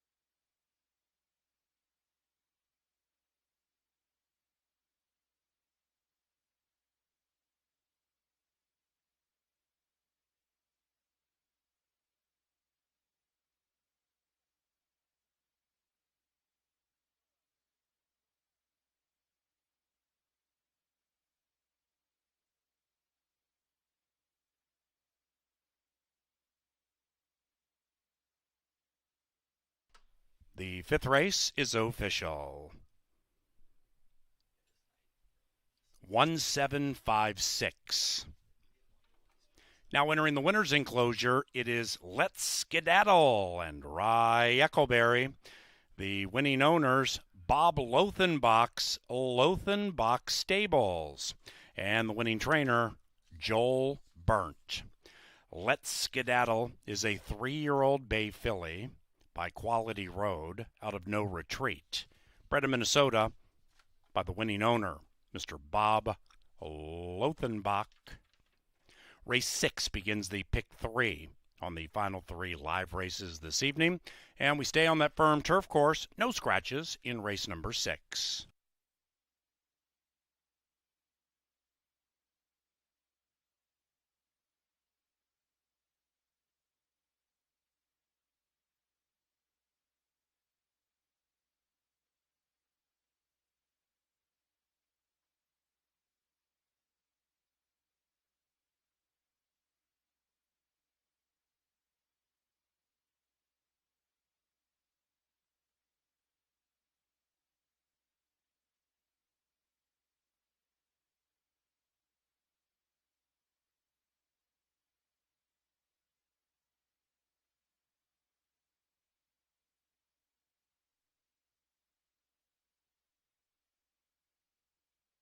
Rob Roach Romp.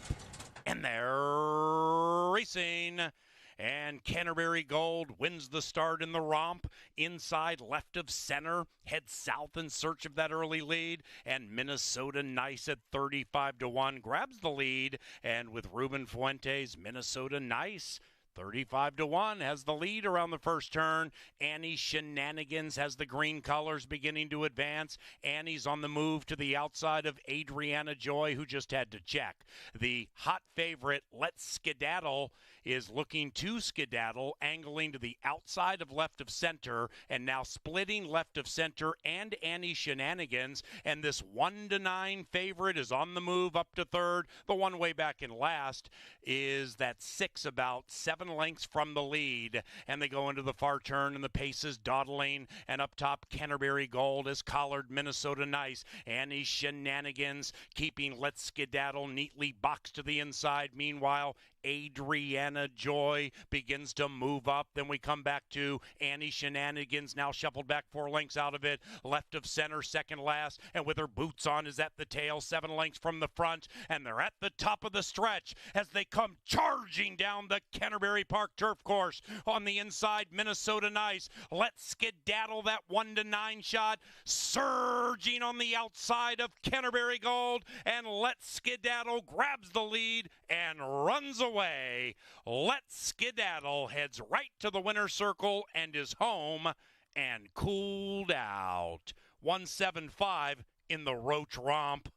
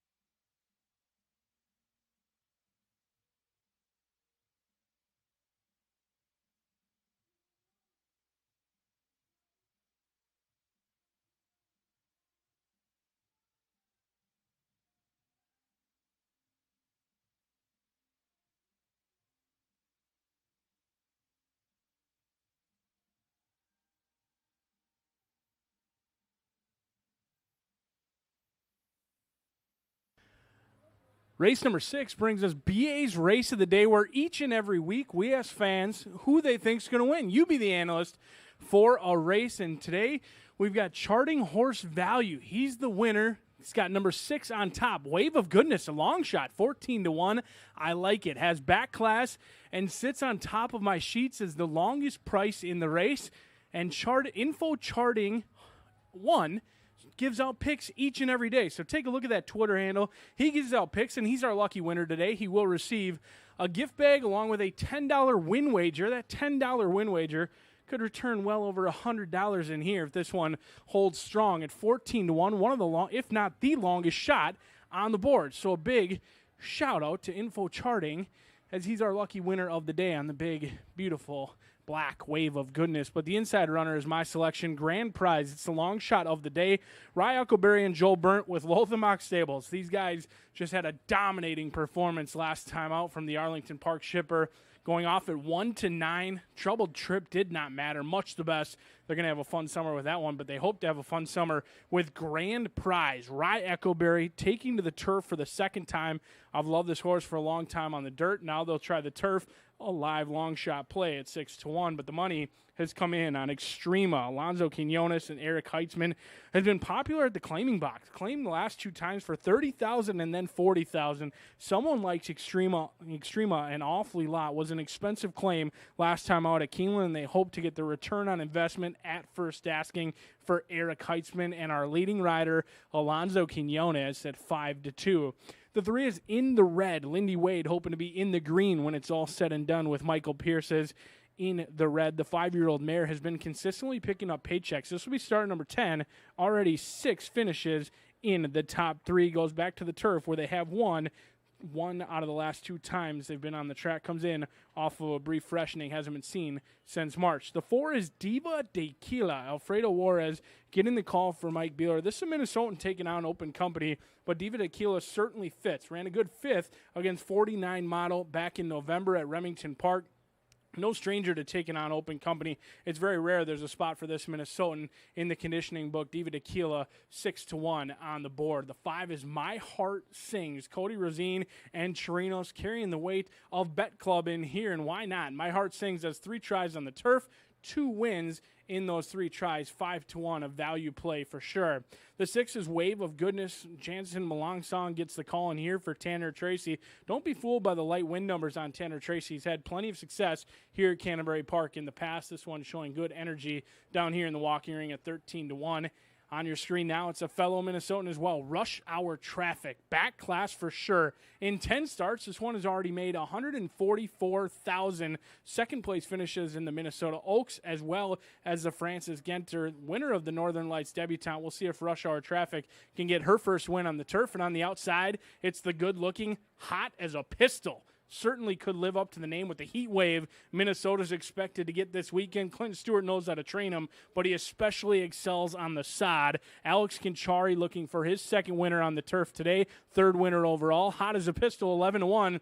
A great betting race coming up. I'm going to try the live long shot of the day. It's Grand Prize down on the inside. We're 8 minutes away from race number 6, CBY.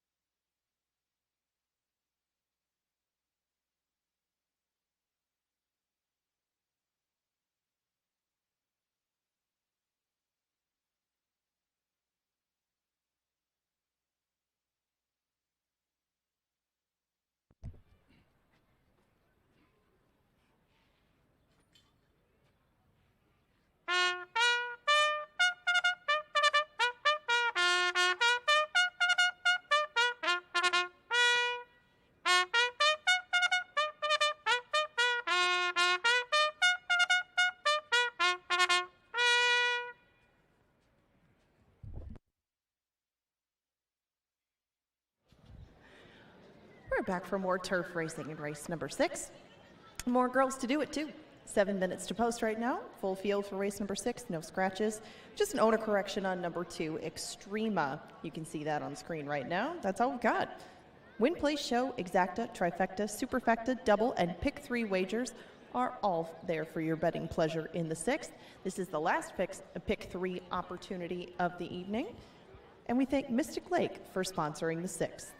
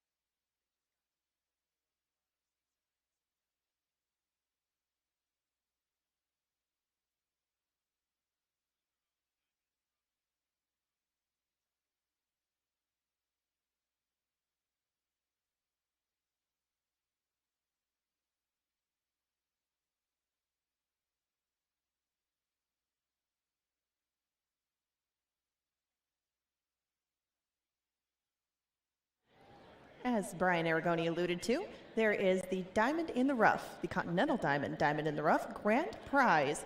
That's her on track right now.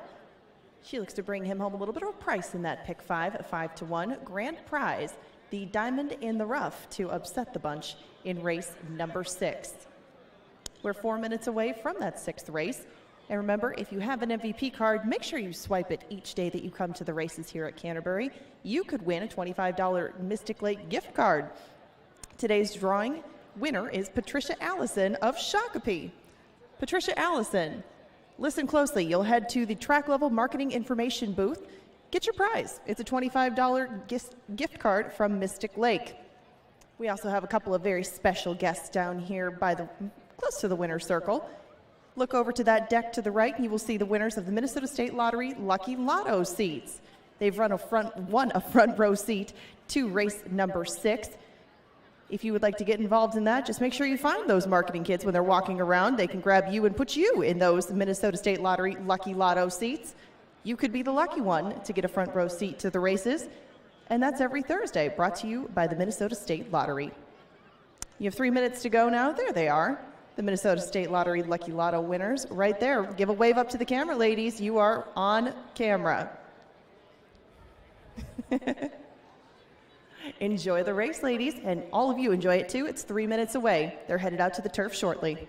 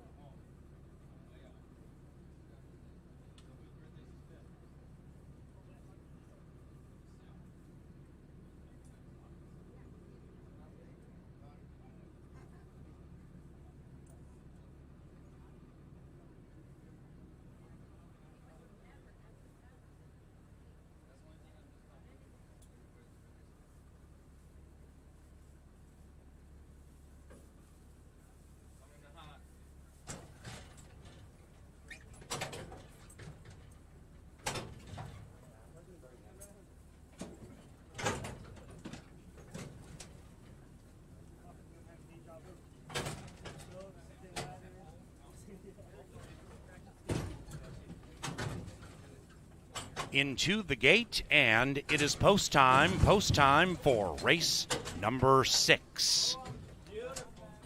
One out in a race sponsored by Mystic Lake Casino Hotel. Hot as a Pistol goes in, 8 at the gate, and they're racing. Grand Prize came out sweetly from the inside. So did the bookender. Hot as a Pistol, very hot with that early speed. And Hot as a Pistol at 11-1 grabs the lead. There are 4 abreast heading around the turn, chasing the Pistol, and they are led by Extrema. That's the 2 picking up the tempo outside of that rush hour traffic. The cross traffic fillies beginning to move up to the outside of In the Red.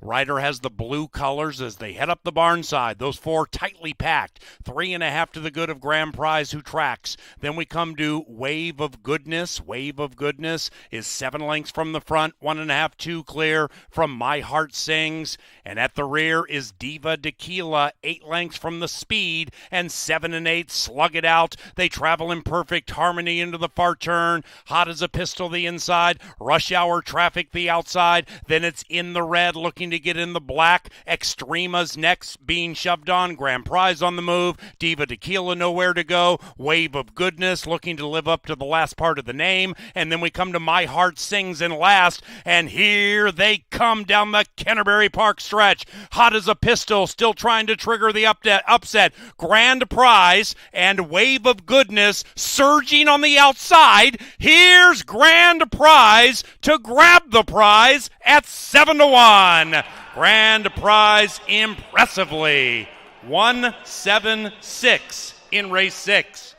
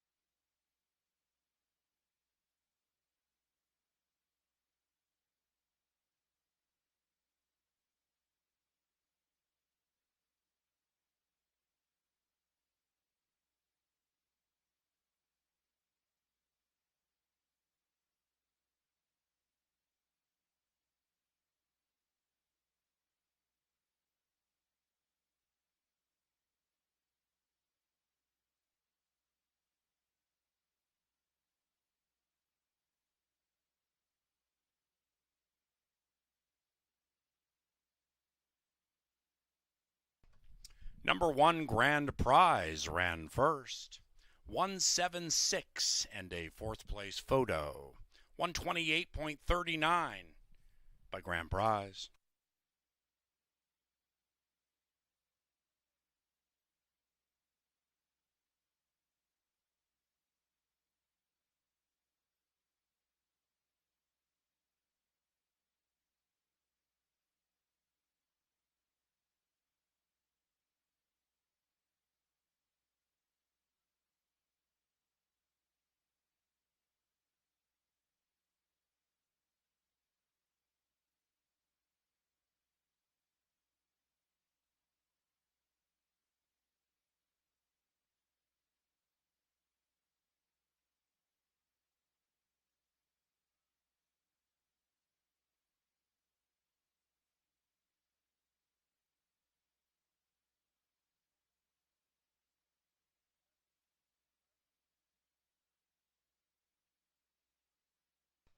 Hot as a Pistol fourth.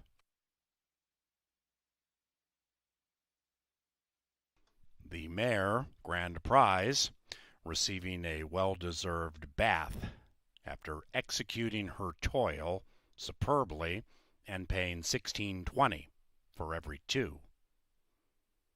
Exacta 34.90, double, a shade under $10. Trifecta 156.50. Superfecta 202.16. Pick 3, $12.55. The seventh is our penultimate and begins Dr. Dan's late double. Number 2, Bogey Blue, is a gelding. Ladies and gentlemen, we at Canterbury now offer $1 touchscreen blackjack. It's in the card casino. Play 1, 2, or 3 hands for just $1 each, if you're so inclined, at a private blackjack terminal with a live dealer. Try your hand at touchscreen blackjack tonight in the Canterbury Card Casino. Now entering the winner's enclosure, Grand Prize. 3 in a row for Rye Eccleberry. Grand Prize is trained by Joel Burnt. That is the 5th win this week for Team Burnt. And the winning owners, Bob Lothenbach and Lothenbach Stables. This veteran mare, Grand Prize, is a 5-year-old bay daughter of Warrior's Reward out of Grand Intentions. Scott Noble bred her in Minnesota. Grand Prize.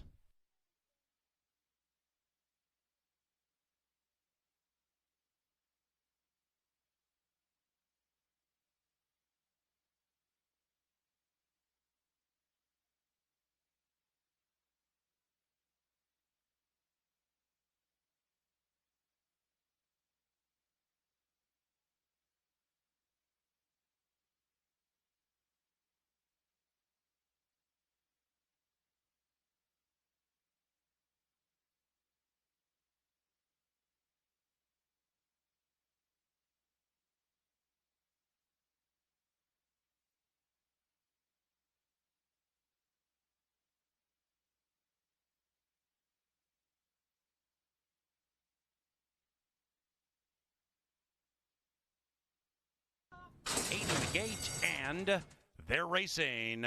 Grand Prize came out sweetly from the inside. So did the bookender. Hot as a Pistol, very hot with that early speed. And Hot as a Pistol at 11-1 grabs the lead. There are 4 abreast heading around the turn, chasing the Pistol, and they are led by Extrema. That's the 2 picking up the tempo outside of that rush hour traffic. The cross traffic fillies beginning to move up to the outside of In the Red. Ryder has the blue colors as they head up the barn side. Those 4 tightly packed. 3.5 to the good of Grand Prize, who tracks. Then we come to Wave of Goodness. Wave of Goodness is 7 lengths from the front, 1.5, 2 clear from My Heart Sings. And at the rear is Diva Tequila, 8 lengths from the speed, and 7 and 8 slug it out. They travel in perfect harmony into the far turn. Hot as a Pistol the inside. Rush hour traffic the outside. Then it's In the Red looking to get in the black. Extrema's next being shoved on. Grand Prize on the move. Diva Tequila nowhere to go. Wave of Goodness looking to live up to the last part of the name. And then we come to My Heart Sings in last. And here they come down the Canterbury Park stretch. Hot as a Pistol still trying to trigger the upset. Grand Prize and Wave of Goodness surging on the outside. Here's Grand Prize to grab the prize at 7-1. Grand Prize impressively 176 in race 6.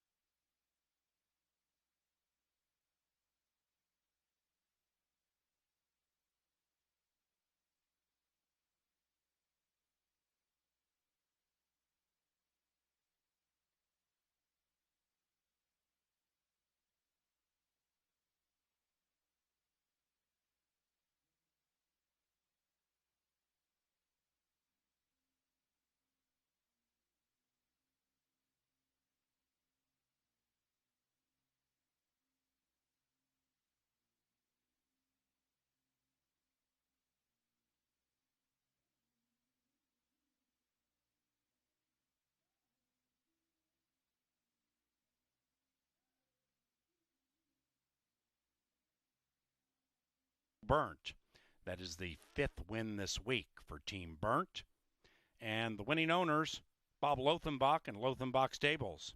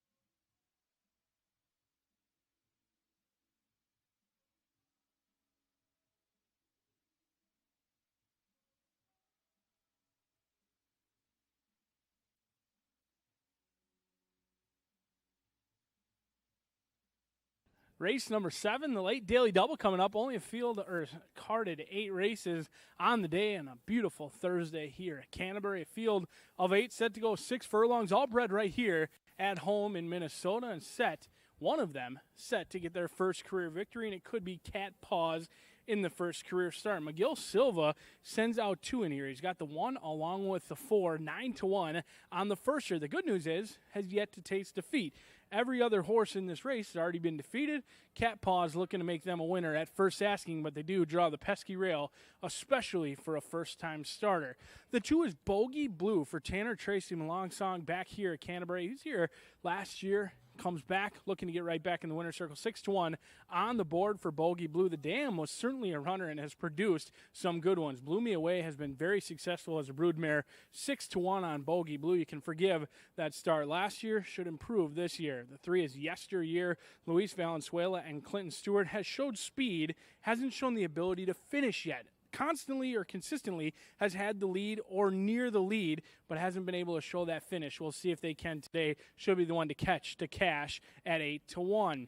The 4 is Modric, or Daz goes out for Silva. This is a homebred for him. The 3-0 colt by Malad for Silva Racing. He owns it, bred it, and trains it 6-1 on Modric. The lone start, showed speed in the slop. Should appreciate a fast surface today. Showing good energy down here in the walking ring. I do like what I see from Modric at 6-1. But the money's come in on Determined to Rise. It may just be Lothenbach and Joel Burns' day. They had dominating performances on the turf course. They could not have been excited that they drew the rail for the last 2 races, but it didn't matter. They were simply much the best. We'll see if that success can continue in here. However, I am banking that it will not. This is the vulnerable favorite of the day, Determined to Rise. Showed speed last time out and then completely gave way. The line in the Equibase chart is exactly correct. Gave way. They'll put the blinkers on. Hopefully Determined to Rise continues going today. The 6 is Emmett Cat, Izzy Hernandez, and Scott Schindler. If experience means anything, Emmett Cat has that experience. This will be start number 11. Scott Schindler, already a winner on the year. He looks for another one in here at 16-1. The 7 has Gone a Little Hulu, Kelsey Haar, and Sue Wiley. I've had this horse on top numerous times in the past. Going to use it in second. I jump off. Maybe it's time you jump on. Gone a Little Hulu has been able to show speed. Always run into a little bit of trouble. We'll see if Kelsey Haar can get Gone a Little Hulu home a winner at 3-1. But I do like what I see with the blinkers on for Gone a Little Hulu. And the 8 rounds out the field.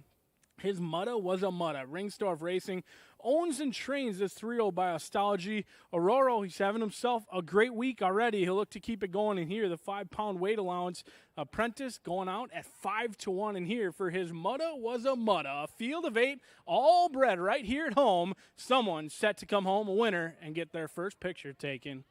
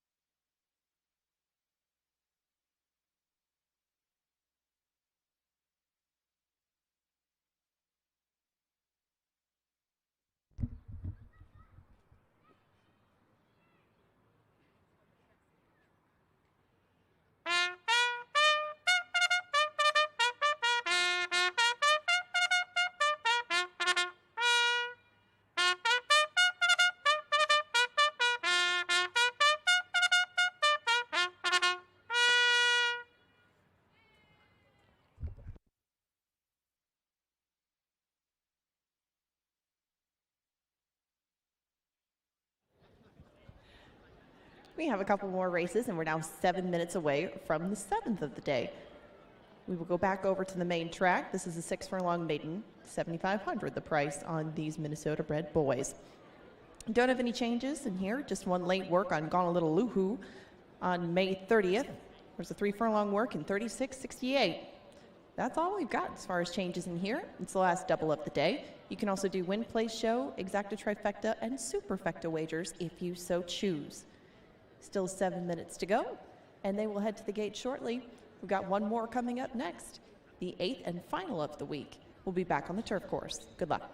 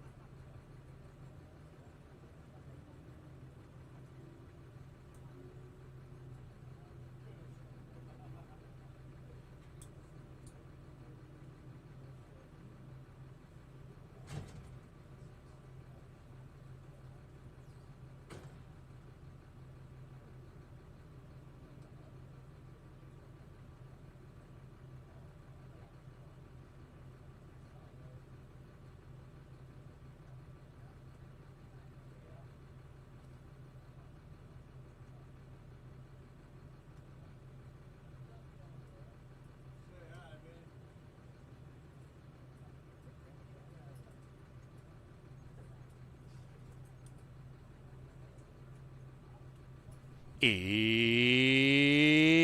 post time for race number 7.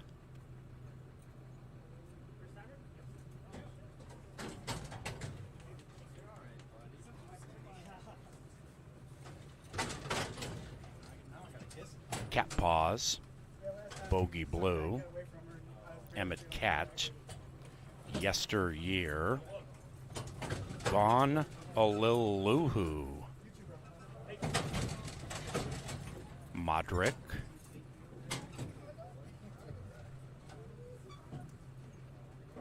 His Mudda Was a Mudda, Doc, you're pushing too hard.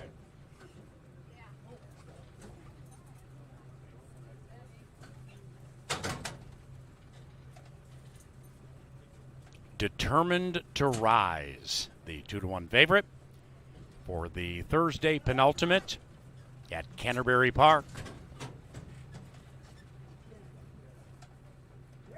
And they're racing. Modric from the center pops very keenly, and so does Yesteryear on the inside, and that's Yesteryear at 6-1, flying away by 2. After that, Determined to Rise finds the feet, rolling up into second, and Determined to Rise is on the move into the far turn. After that, we come back to Gone a Lil Loohoo. Miss Har pushing hard on that one, rolling up to third. Then we come back to Cat Paws purring along 7 lengths from the front to the inside of Bogey Blue. Outside of that, His Mudda Was a Mudda, and then it's Emmett Cat way back at the rear. 5 and 3 go bang, bang, slugging it out with a quarter of a mile to go. Yesteryear to the inside of Determined to Rise. Determined to Rise at 2-1, determined to put away this pesky 3, and they head for home. Determined to Rise. Hamilton looking to put a Q around race 7 and looking good. After that, Gone a Lil Loohoo, punching and fighting and scratching away nicely. This 7 means business at 3.5-1. Gone a Lil Loohoo. 7, Gone a Lil Loohoo wins. 7-5-8 in race 7.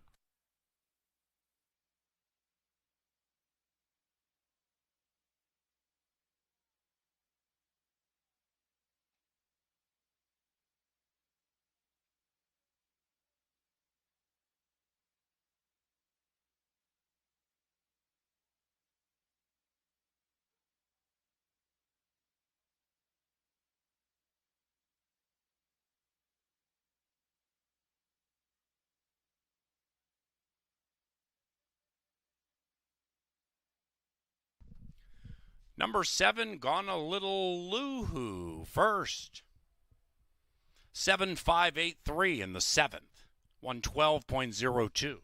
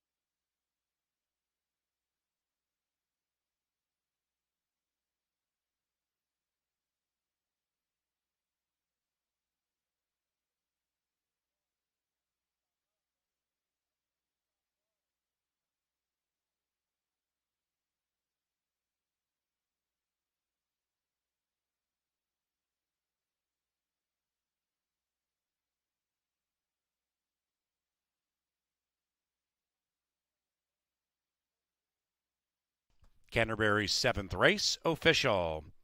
18 and change for the Exacta Superfecta 24-17. 1-7 double 42.50. Pick 3 29.35. Final live race is a turf race, firm rail at 10. No scratches. No rider changes. Number 7 Obi Ridge is a gelding. In the winner's enclosure, a tenacious Gone a Lil Loohoo and Kelsey Har.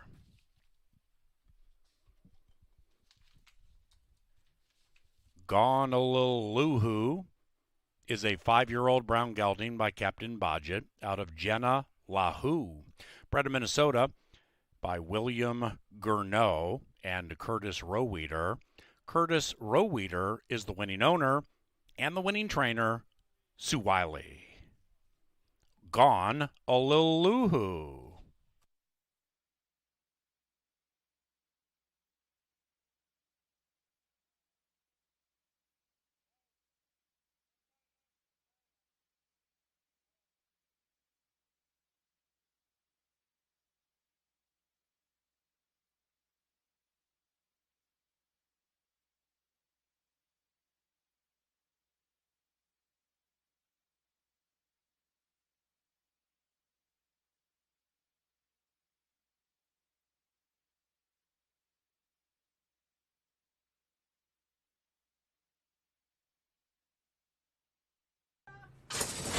And they're racing. Modric from the center pops very keenly, and so does Yesteryear on the inside, and that's Yesteryear at 6-1, flying away by 2. After that, Determined to Rise finds the feet, rolling up into second, and Determined to Rise is on the move into the far turn. After that, we come back to Gone a Lil Loohoo. Miss Har pushing hard on that one, rolling up to third. Then we come back to Cat Paws purring along 7 lengths from the front to the inside of Bogey Blue. Outside of that, His Mata Was a Mata, and then it's Emmett Cat way back at the rear. 5 and 3 go bang bang, slugging it out with a quarter of a mile to go. Yesteryear to the inside of Determined to Rise. Determined to Rise at 2-1, determined to put away this pesky 3, and they head for home. Determined to Rise. Hamilton looking to put a Q around race 7 and looking good. After that, Gone a Lil Loohoo, punching and fighting and scratching away nicely. This 7 means business at 3.5-1. Gone a Lil Loohoo. 7, Gone a Lil Loohoo wins. 7-5-8 in race 7.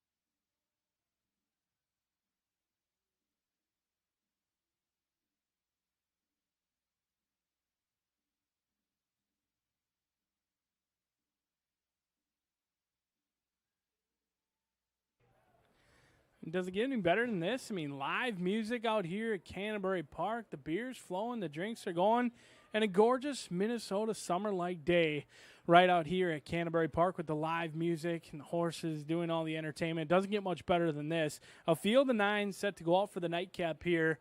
A sunset race on the turf. Seems picture perfect. We're 12 minutes away. The one horse is Go for a Ride. Lindy Wade going for a ride with the one. Esteban Martinez, 1 for 16. Hasn't fallen the winner's circle in some time, but despite not hitting the board in 2020, in 3 starts, has a second and a third place finish. Go for a Ride. Likes the turf course down on the inside, 9-1 on the board. The 2 is My Golden Boy. Esteban Martinez emptying out the stalls. He's got both the one inside and the My Golden Boy right to the outside, 21-1 on the board. If the 2 wins, it'll be a pick 6 carryover going into Sunday. The 3 is Dancer on the Beach. Alonzo Quinones gets the call for Tim Padilla, 2 for 11. Dancer on the Beach comes in from Tampa Bay, has a win. That was under the handling of Dave Van Winkle. Tim Padilla trying to have the same success that fellow trainer Van Winkle had down in Tampa. Likes to sit just off the pace, should be pressing the pace. Very tactical for Dancer on the Beach. The 4 is Overly Lucky. Luis Valenzuela and Clinton Stewart, 3 for 8. Loves to win. Overly Lucky is a minbred who absolutely loves to win. Certainly fits in this spot for the Bergsruds. They almost blew up the tote board earlier today on the turf. Same connections. You've been warned at 10-1. The 5 is PA's top selection. Paul Allen, Bourbon Wisdom, trying to get Ty Kennedy home, a winner for Robertino Diodoro. The man going into this week was winning at 45%, unheard of. The win rate right now for Diodoro. We'll see if they can keep it going. It's got the announcers backing Bourbon Wisdom at 6-1. The 6 is Willing to Be Lucky. Ruben Fuentes getting the call in here for Kevin Eckleberry and Reunion Racing Stables. 1 for 7 gets tested for class in this spot, and that's why they're a long shot. The 7 is my top selection. I've got the HOF Rider for Winchester Place Thoroughbreds and Tony Ringstorff. 1 for 11, but don't be fooled. Obi Ridge is a stone cold runner. This one can fire fresh off of a layoff, has been nibbling and picking up paychecks consistently on the turf. We'll see if they can break through, donning the American flag silks.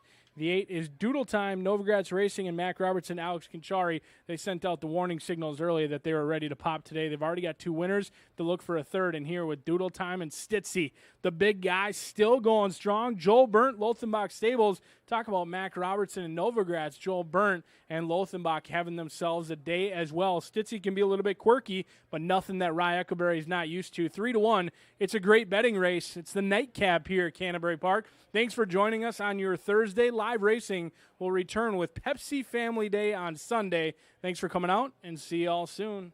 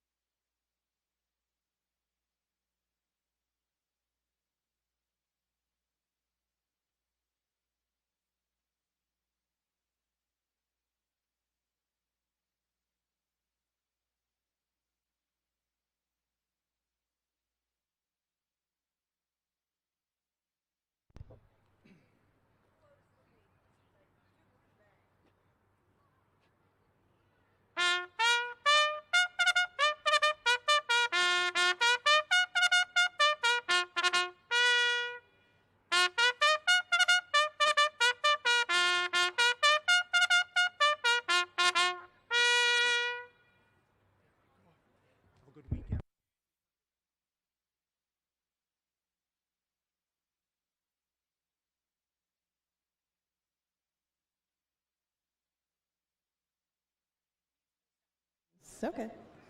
The musical stylings of both Lynn Dykert and Sound Incorporated close us out on our Thursday card, and we're 8 minutes away from the final race.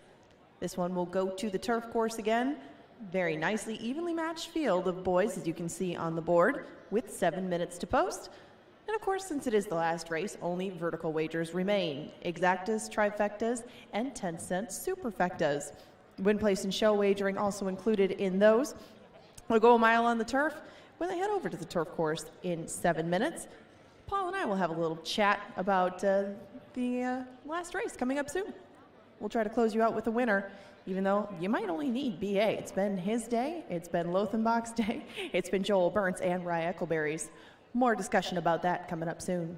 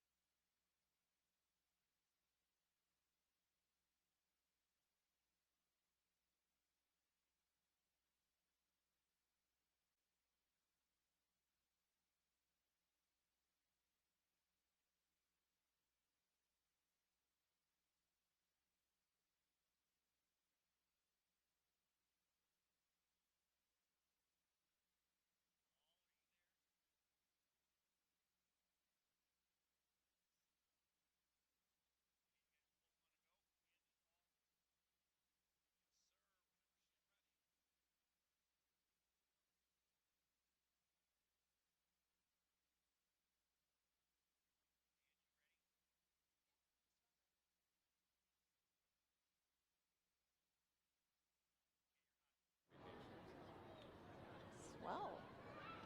Okay, here we go. We are 3 minutes away now from race number 8, and I have the voice of Canterbury Park up to discuss the last race with me. Now, it has been quite the night for Bob Lothenbach, for Joel Burnt, and for Rye Eccleberry. So when you start discussion about this 8th race, of course, you have to look to the outside post with Stitzy. And Stitzy has been, as Brian alluded to earlier, a bit of a character in the past. So, Paul, from your perch up there, what have you seen from Stitzy thus far on the track? Well, what I've seen more importantly is Bob Lothenbach at the racetrack. So when Mr. Lothenbach and his group opt to come out, it seems they win en masse, and they have this evening, and Stitzy absolutely can win. Eccleberry looking for 4 wins, 3 for the trainer. You know, doodle time with Kanjari. You know, we've known Alex since he was 16. We're working in a food stand here, and, then 2 years later he's making 300 grand because he's a very talented rider. And when Alex gets hot and when he's really riding with an abundance of confidence, that's very compelling to me, about as compelling as these odds right now. I mean, it's just wide open for this turf heat. This is an excellent way to end the card, and with the options that you have, including superfectas and trifectas, it does get appealing because you catch some horses that, especially in their last couple of starts, were not at these prices on the board. And I'm a little surprised that the outside three are as close as they are. They're also the three that Brian Aragoni is alive to in his pick 5, if I'm not mistaken. Can't get this page to turn. Obi Ridge being his top pick, paying 409, 407 for Doodle Time, and Stitzy on the outside is paying a healthy 564. And I mean, if you're alive to these three based on what I've seen, and I'm sure what you've seen and how they're being bet on the board, I mean, you don't see many other chances, at least according to the public, that have a better shot than they do. But from a pace standpoint, do you think that Obi Ridge and Stitzy can get the advantage from the outside, or do you see somebody from the inside making them take a wide trip around the first turn? Well, generally speaking, specifically this year, you've wanted speed on this turf course.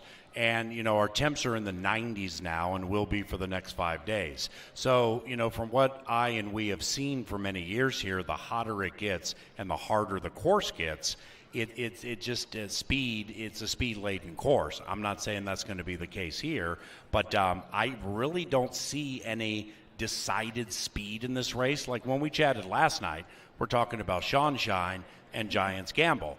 And, Giants Gamble was right next to the lead and ended up winning, beating that long shot in desperate fashion. So, but that's a sprint with those veterans showing speed every single time they run.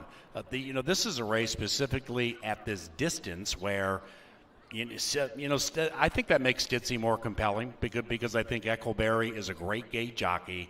Stitzy is going to be fresh, having not run since September of last year, and she can get the distance. So, Stitzy is definitely one on the early lead, I should say, where if there's a speed factor, it would be that 9. Yeah, I would tend to agree. He's shown a little bit more speed as he's gone along through his career. He's developed more of a stalking style, and he looks like he's being very well behaved on the turf. Joel Burnt has said he's training very well. Obviously, they're picking the right spots and pushing the right buttons right now from this barn. So, I mean, Stitzy at 4-1 makes some sense to me.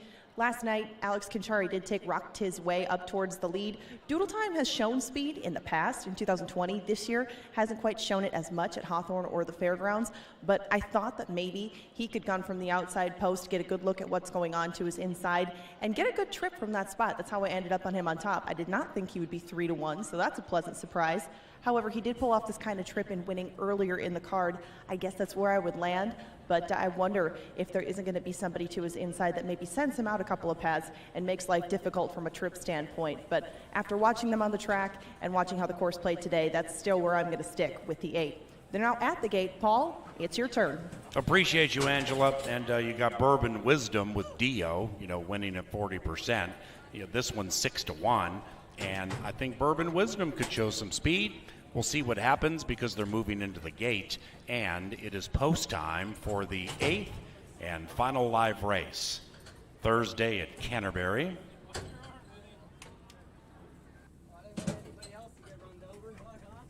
Good luck if you are alive in the pick 3, 4, 5, or 6. The lukewarm favorite is Dancer on the Beach. That's the 3, Quinones for Padilla.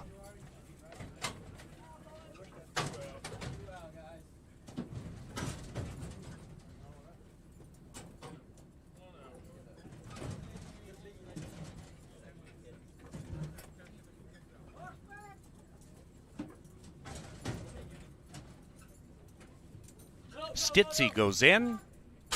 They're in the gate.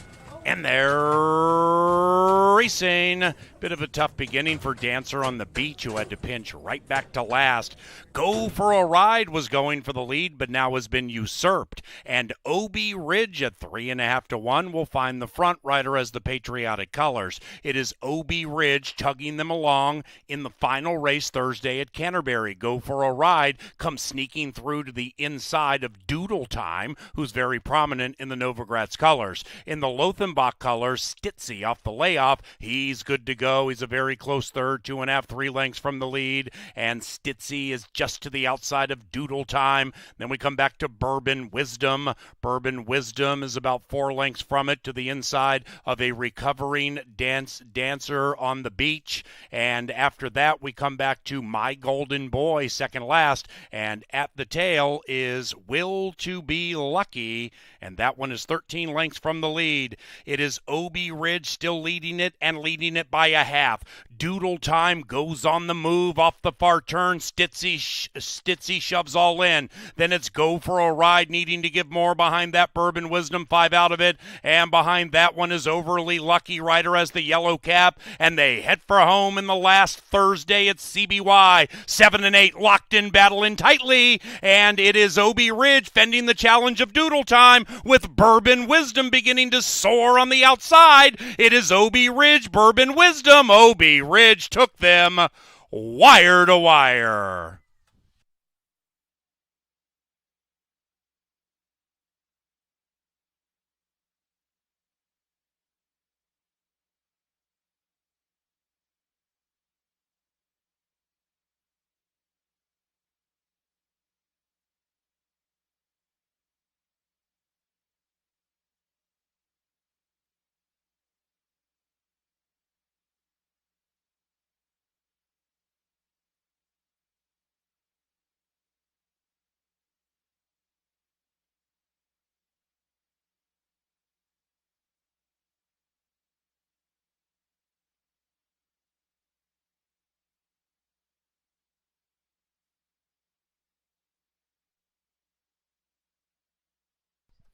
Number 7, Obie Ridge ran first, 7.5, and a show photo, 134.20 the final time.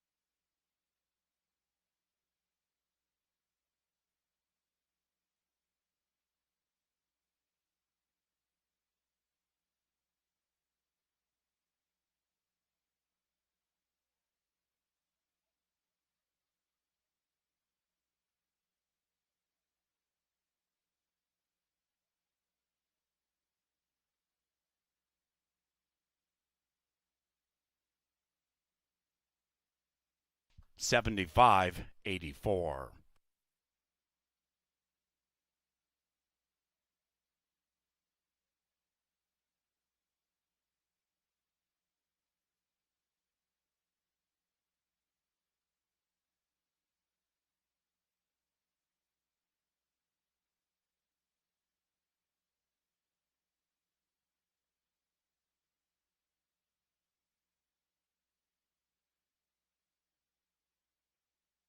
Thursday is official. Final exacta 34 and change. Trifecta $83.15. Final superfecta 75.34. The second pick 4 paid 143. Pick 3 93 and change. Pick 5 paid 409.85. 409.85 in the 50-cent pick 5.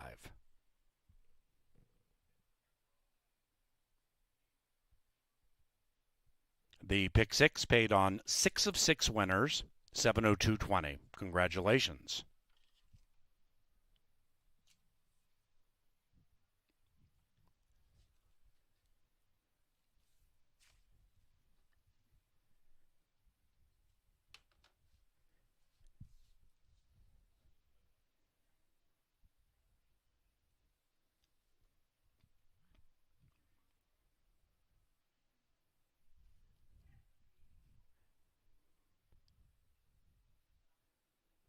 To the Mystic Lake Winners Enclosure, Obie Ridge and Dean Butler.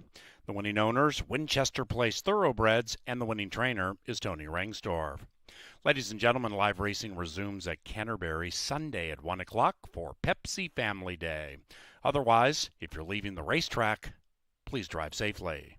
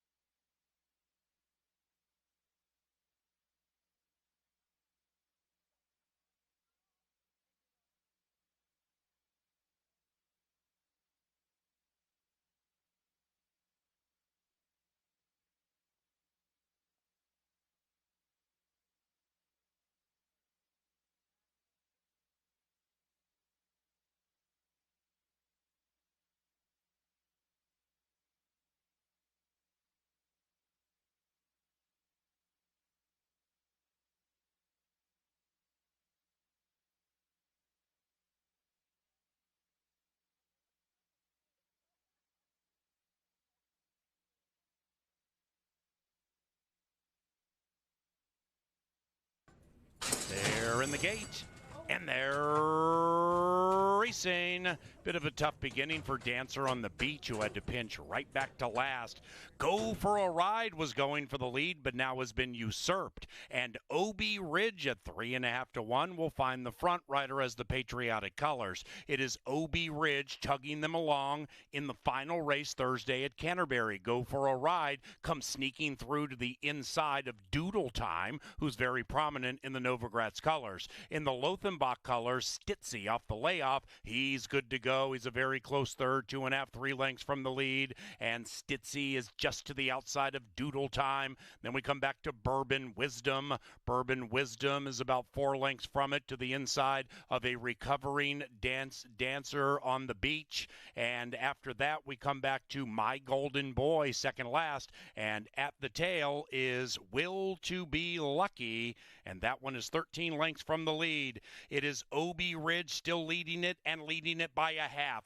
Doodle Time goes on the move off the far turn. Stitzy shoves all in. Then it's Go for a Ride, needing to give more behind that. Bourbon Wisdom, 5 out of it. And behind that one is Overly Lucky Rider as the yellow cap. And they head for home in the last Thursday at CBY. 7 and 8 locked in, battling tightly. And it is OB Ridge fending the challenge of Doodle Time, with Bourbon Wisdom beginning to soar on the outside. It is OB Ridge, Bourbon Wisdom. OB Ridge took them wire to wire.